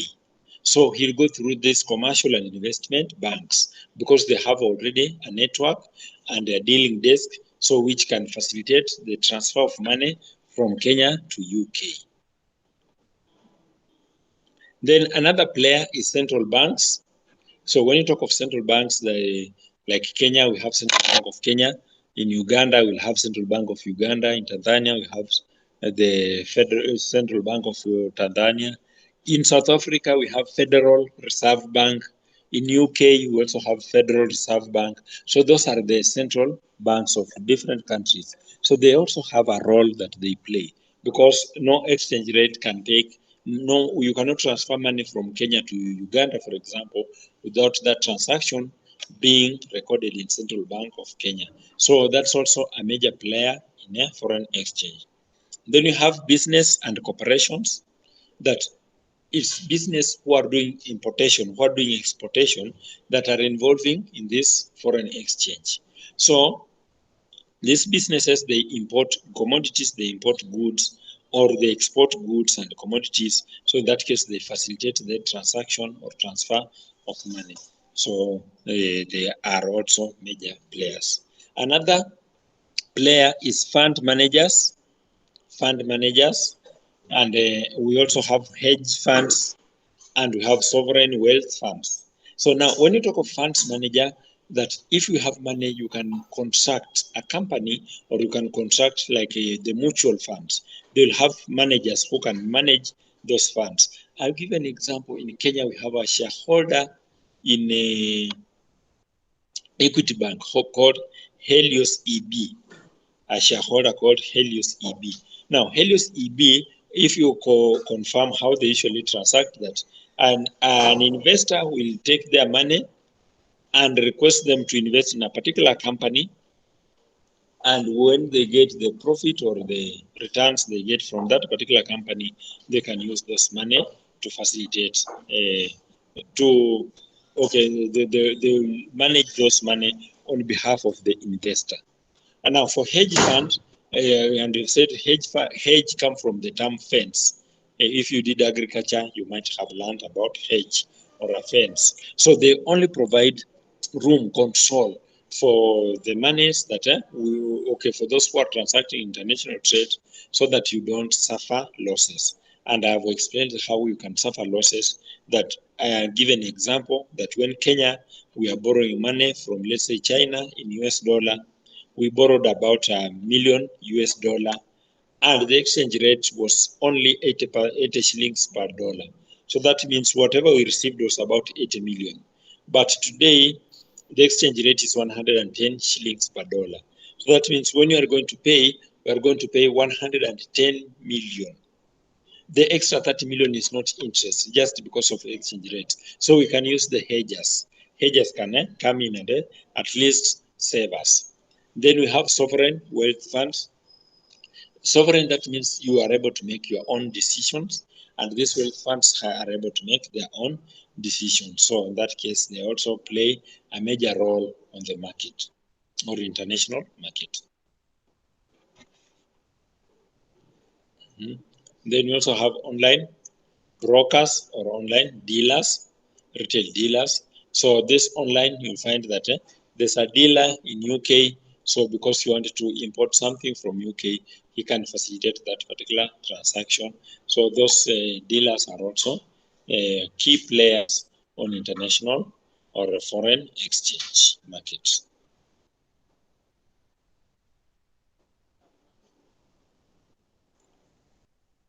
So let's look at various ways you can reduce risk when you're engaging in international finance. Various ways you can reduce risk when you're engaged in international finance. Also, one, we have exchange rate forecasts. Exchange rate forecast. Now, when you talk of exchange rate forecast, that you can predict, for example, at what rate is Kenya shillings going to be exchanged in next 2 months. So if you have an intention, you have a budget to import a commodity, and you will pay in a foreign exchange, or you have foreign consultants and you will pay them in foreign currency, you can actually predict how much are you likely to pay them in Kenya shillings. So in that case, you can come up with the value or cost that you are going to pay them. So you can predict in advance.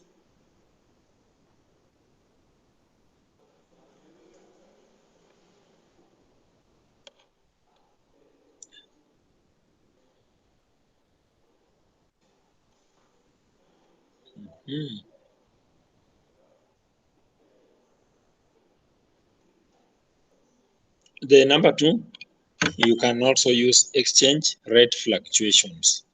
Exchange rate fluctuation. Now, when you talk of exchange rate fluctuations, affect not only multinational and large corporations, but also small and medium size enterprises. Therefore, understanding and managing exchange rate risk is an important subject for business owners and investors. So as an investor, you must also understand how the exchange rate fluctuates. And for instance, when you follow keenly the business in news, there are some times where you are told that the exchange rate has gone up, and it has gone up because more people are importing, and as more people are importing, there's high demand for US dollar to pay for those imports. Then they reach a time where the cost of US dollar or exchange rate of US dollar goes down, and you'll be given reasons that there are more people who have done exports and they have received foreign exchange, or there are people who had offered some services, international services, and in that case they are receiving money, or we have our family and friends who work abroad and they have remitted a lot of money to the country. So when they do commit such remittance, then they reduce our risk, or they reduce our interest rate, because we have high supply of foreign currency with the limited demand. So in that case, the exchange rate goes down. Let's look at the exposures that you get with the exchange rate fluctuation. We have one called transaction exposure. And when you talk of transaction exposure, that exchange rate fluctuations have an effect on the economy's obligation to make or receive payments denominated in foreign currency in future. And I've given you an example about how Kenya borrowed at 80 shillings, exchange rate was 80 shillings, but when today we are paying at exchange rate of 110. That means we'll spend more in Kenya shillings than what we received. So that's the transaction exposure. Then you also have translation exposure. Translation exposure. That currency fluctuations have an effect on companies' consolidated financial statements, particularly when it has foreign subsidiaries. For example, a company like KCB, KCB has a subsidiary in Kenya, Uganda, Tanzania, Southern Sudan. A company like Equity Bank also has subsidiary in Kenya, Uganda, Tanzania, Southern Sudan, Rwanda. It's looking into Ethiopia and other markets. Now, as these companies have this subsidiaries in those companies, they have a holding company in Kenya. KCB holding company is based in Kenya. Equity holding company is based in Kenya. So in Kenya, when we announce income statement, we have to announce through Equity holding company or KCB holding company. Now, for that purpose, we have to get how much has Equity or KCB Uganda made. Then we translate in Kenya shillings. So now when you translate in Kenya shillings, we have to use an exchange rate. So that translation, so that we are able to make our income statements for case Equity holding, is what is leading to some of the losses. So that particular is what we are referring as translation exposure.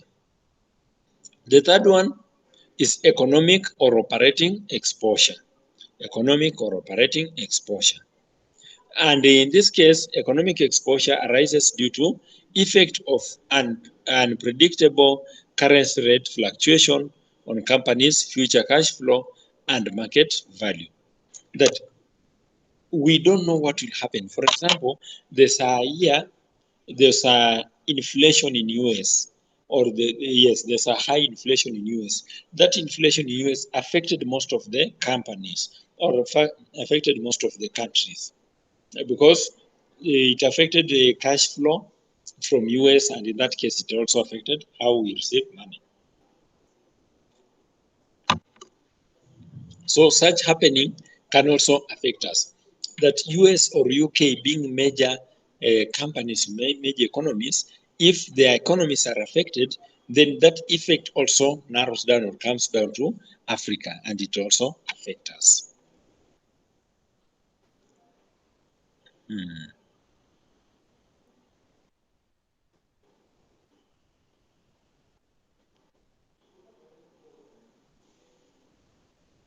So let's look at how to manage the economic exposure. So to manage economic exposure, you can manage through this. You can have diversifying production facility and market for the products. I'll give you an example that we have companies which are domiciled in Canada, but they are doing production in China. We have some companies from Japan which are doing production in India. So such kind is diversification, that in case Canada faces an inflation, then they will rely on China. In case Japan faces an inflation, that company will rely on India, because in that case, they have other company subsidiaries there. Then sourcing flexibility, and when you talk of sourcing flexibility, that you can have different areas or different regions where you can get your inputs. You don't rely on input from one area. For example, Kenya produces coffee, the same as other African countries. So if UK wants to import coffee, it may not necessarily rely on coffee from Kenya, because in the event coffee from Kenya fails, then it will also suffer. So they can import from Kenya, and they can also import from other African countries. So in that case, they have diversified, or they have made it flexible for them to get. Another one is diversifying financing. And diversifying financing is what, like, Kenya is practicing. You have borrowed from UK, we have borrowed from China, we have borrowed from Japan, we have borrowed from Canada, and in many other countries. So in that case, we are diversifying. So in case one country faces inflation, we still have, or we have a fallback position. We can rely on other countries. Then we have currency risk mitigation, how we can mitigate currency risk. We have matching currency flows. And when you talk of matching currency flows, foreign currency inflows and outflows are matched. For example, we can match, if we are importing items and we are exporting, we can look at it, how much money are we expecting to get from the other country? Then how much money are we expecting to pay? So in that case, we only look at the difference and we value. Or we can import as much, we can agree that we are only going to import from, let's say, Uganda, goods that are equivalent to the goods that are going to import from us. So in that case, if we have sold to them goods worth 10 billion, we also sell to them goods worth 10 billion. So in that case, there's no exchange rate. We don't have to convert our currency to make payments. We balance off. Then we can also have back-to-back loans, and back-to-back loans is also called credit swap. And in this arrangement, two companies of two nations borrow each other's currency for defined periods. So we can have a scenario where a company in Kenya and a company in Uganda are borrowing from each other for a particular period. So we'll borrow money from Tanzania. Then when we face a deficit, then we'll now allow Tanzania to borrow from us. So let's discuss about foreign exchange, futures, and options. Foreign exchange, futures, and options.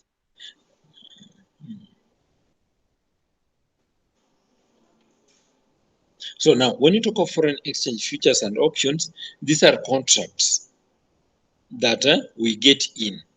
Now, these contracts, they are giving us the ability to buy some foreign currency. For example, we agree that we'll buy certain amount of US dollar at a certain price, but we agree in advance that at this particular, let's say, like the loan we borrowed, when we borrowed at 80 shillings per US dollar, government can get into an agreement with the financial institution that our installment is due to be paid in next 3 months. So because it's ready to be paid in next 3 months, the government will only pay at an exchange rate of 100 shillings. So they'll pay in advance that, or they'll sign an agreement, will buy the US dollar at that rate. So if at all that company is willing to, okay, once you have agreed that in case the exchange rate fluctuates, for us will not be affected. It's the company which has, or we have signed an agreement which will be affected. So the same thing also happened with the futures and the forwards. So those are the contracts that we sign with the intention that we can buy a foreign currency at a certain rate at a future date.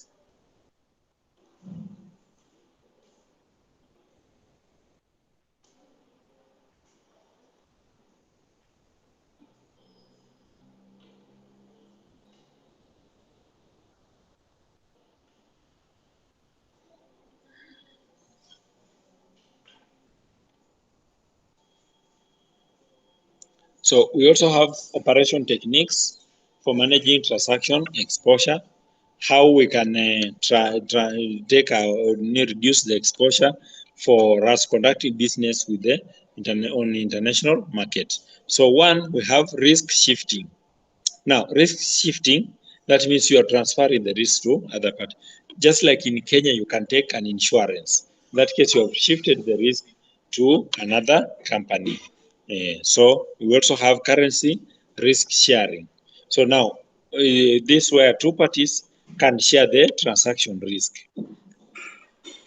As short-term transaction exposures nearly is zero. So if we were to import, let's say, a commodity from the UK, we can agree at a particular rate that we are going to exchange that particular commodity, and we agree in case there's changes in a exchange rate, then we are going to share that particular loss or cost. So if we had agreed I'm buying a commodity at 5,000 US dollar and the exchange rate was 110 by then, so we agree that in case by the time I'm making payment, the exchange rate will have gone to 112, then we'll share out that particular 2 shillings will share. So that's what we refer as a currency risk sharing.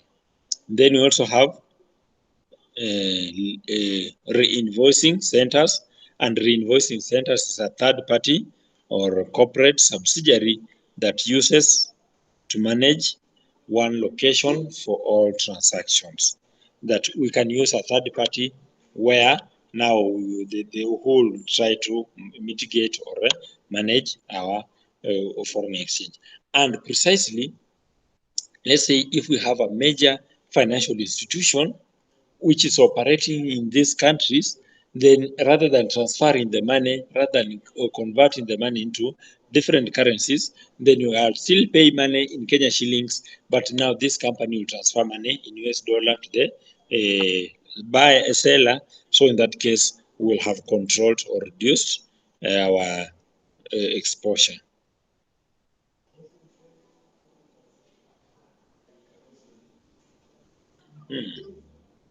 So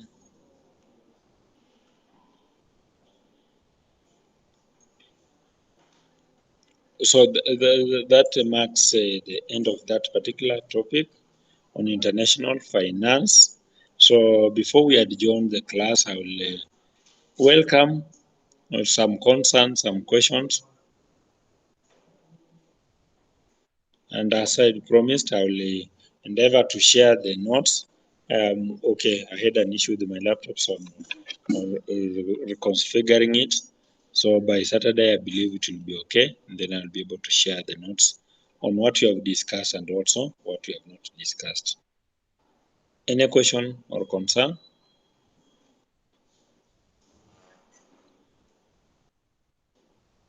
Last week, somebody said I was taking it too slow.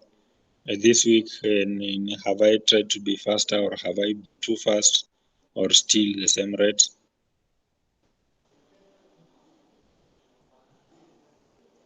On my side, Francisco? the speed is just okay. Only that maybe the notes will help us to read even Yeah. further, identify just that Okay. uh, uh, Mm. further, because the exams just next month and we have Okay. time of topics to cover.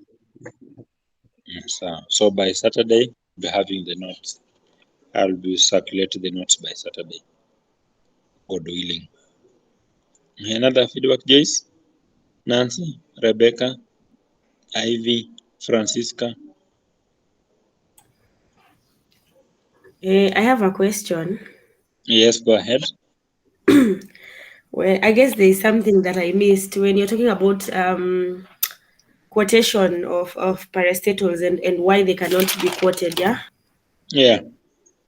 My question is, what exactly do you mean when you talk about being quoted? I think that time I had issues with the internet. Like when you talk about being quoted, is it the same as being listed on the stock market or what? Yes. Being listed on the stock market. And Okay. now to be listed, Mm-hmm. it means you have to float your shares to the public. Okay. Yeah, now, and most parastatals, now Mm-hmm. their intention is not to make profit. Mm-hmm. The intention is to take care of the welfare of the citizens. So for that matter, the citizens or the public, as a private investor, you will not invest where you don't get returns. But you Yeah. have invested, let's say, you have invested your 2 million in Kenyatta National Hospital. Then Kenyatta National Hospital is not making profit. You will not get value for your money. I mean, that's why it makes it difficult for the parastatal to be quoted because nobody will be interested in buying their shares. Okay. Yeah, that clear now? Yes, that's clear.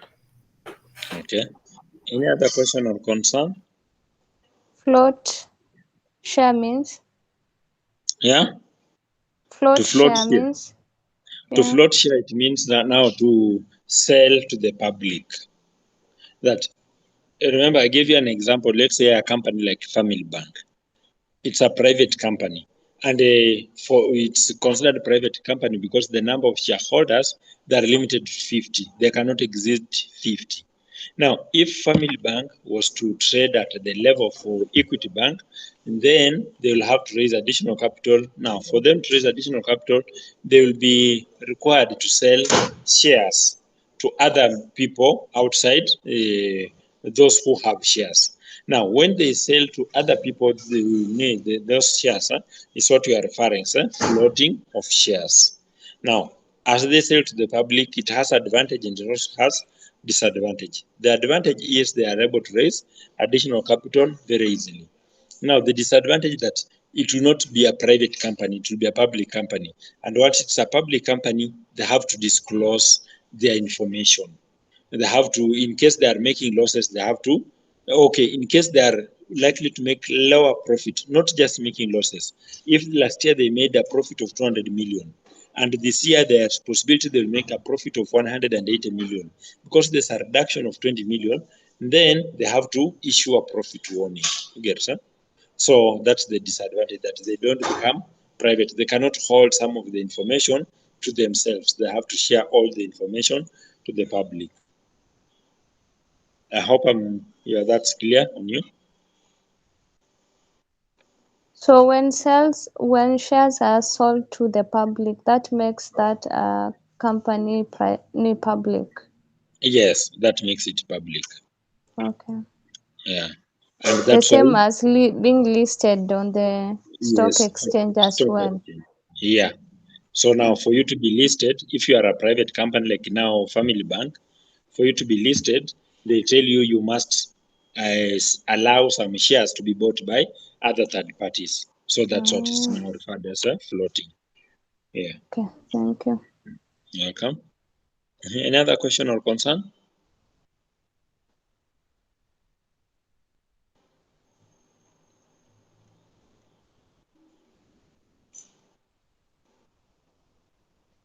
So far, There's a message that has been written by Joyce. Question. yes. Not sure what is it. Check. Okay. Let me check.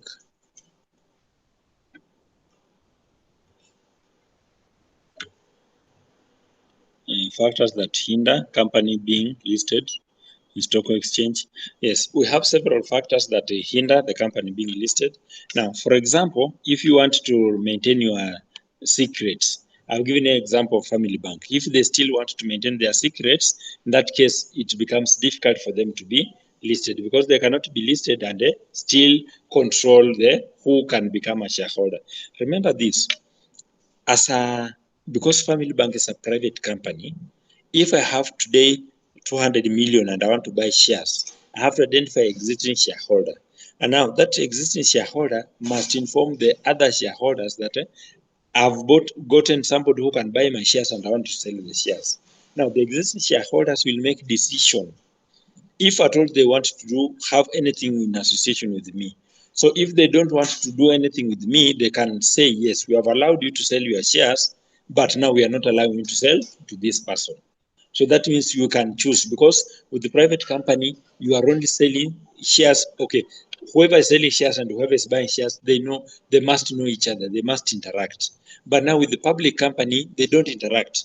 Today, if you want to buy shares for Safaricom, for Equity Bank, for KCB, you don't know who is selling. You only go to the stockbroker, then you give the instruction. Whoever is selling will also go to his or her stockbroker, give the instruction. We'll never meet, we'll never know each other. But now for private company, we must meet, we must interact. So in that case, it becomes difficult. Then number two, the other things that also hinder is the profit that you are making or the performance. If the company is consistently not making high profits or consistently not making profit, then they will be blocked from floating their shares. Capital Market Authority, because you have said it's a watchdog, he will not allow such company to float on the market. If you have consistently been making losses, then you cannot be allowed to float on the market, just to protect the investors. So those are some of the factors that hinder the company from being listed. Joyce, I hope I've responded to you.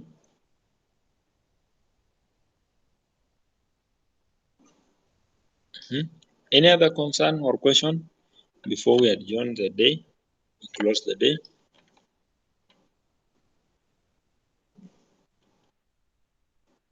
Okay, thank you, Joyce.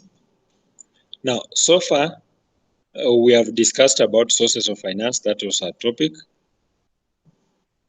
We have we have discussed about overview of finance, an overview of finance where we discussed the role of finance manager. Then sources of finance we discussed. What we are still to do with the sources of finance we discussed. Then the third topic, which is cost of capital, I introduced, but you have not done the computation part of it. So I will endeavor to do it next week. A financial market, we have discussed. Time value for money, we have discussed, where we did NPV, IRR. So we have discussed about international finance. So now what's remaining for us to discuss is budgeting and budgetary control. We have capital expenditure decisions. Now, capital expenditure decision is also time value for money. It's related. We did NPV, IRR, so that's still capital expenditure decisions. So what now is remaining? Budget and budgetary control, working capital management, and financial statement analysis. So at least 3 topics I know when we meet for the next 3 classes will be done. So if there's no other concern, I wish you a wonderful weekend. Let's meet next Thursday, God willing. So today, because I've recorded, I will share the link once I've uploaded on YouTube. So have a wonderful evening. Thank you Thank you very too. much.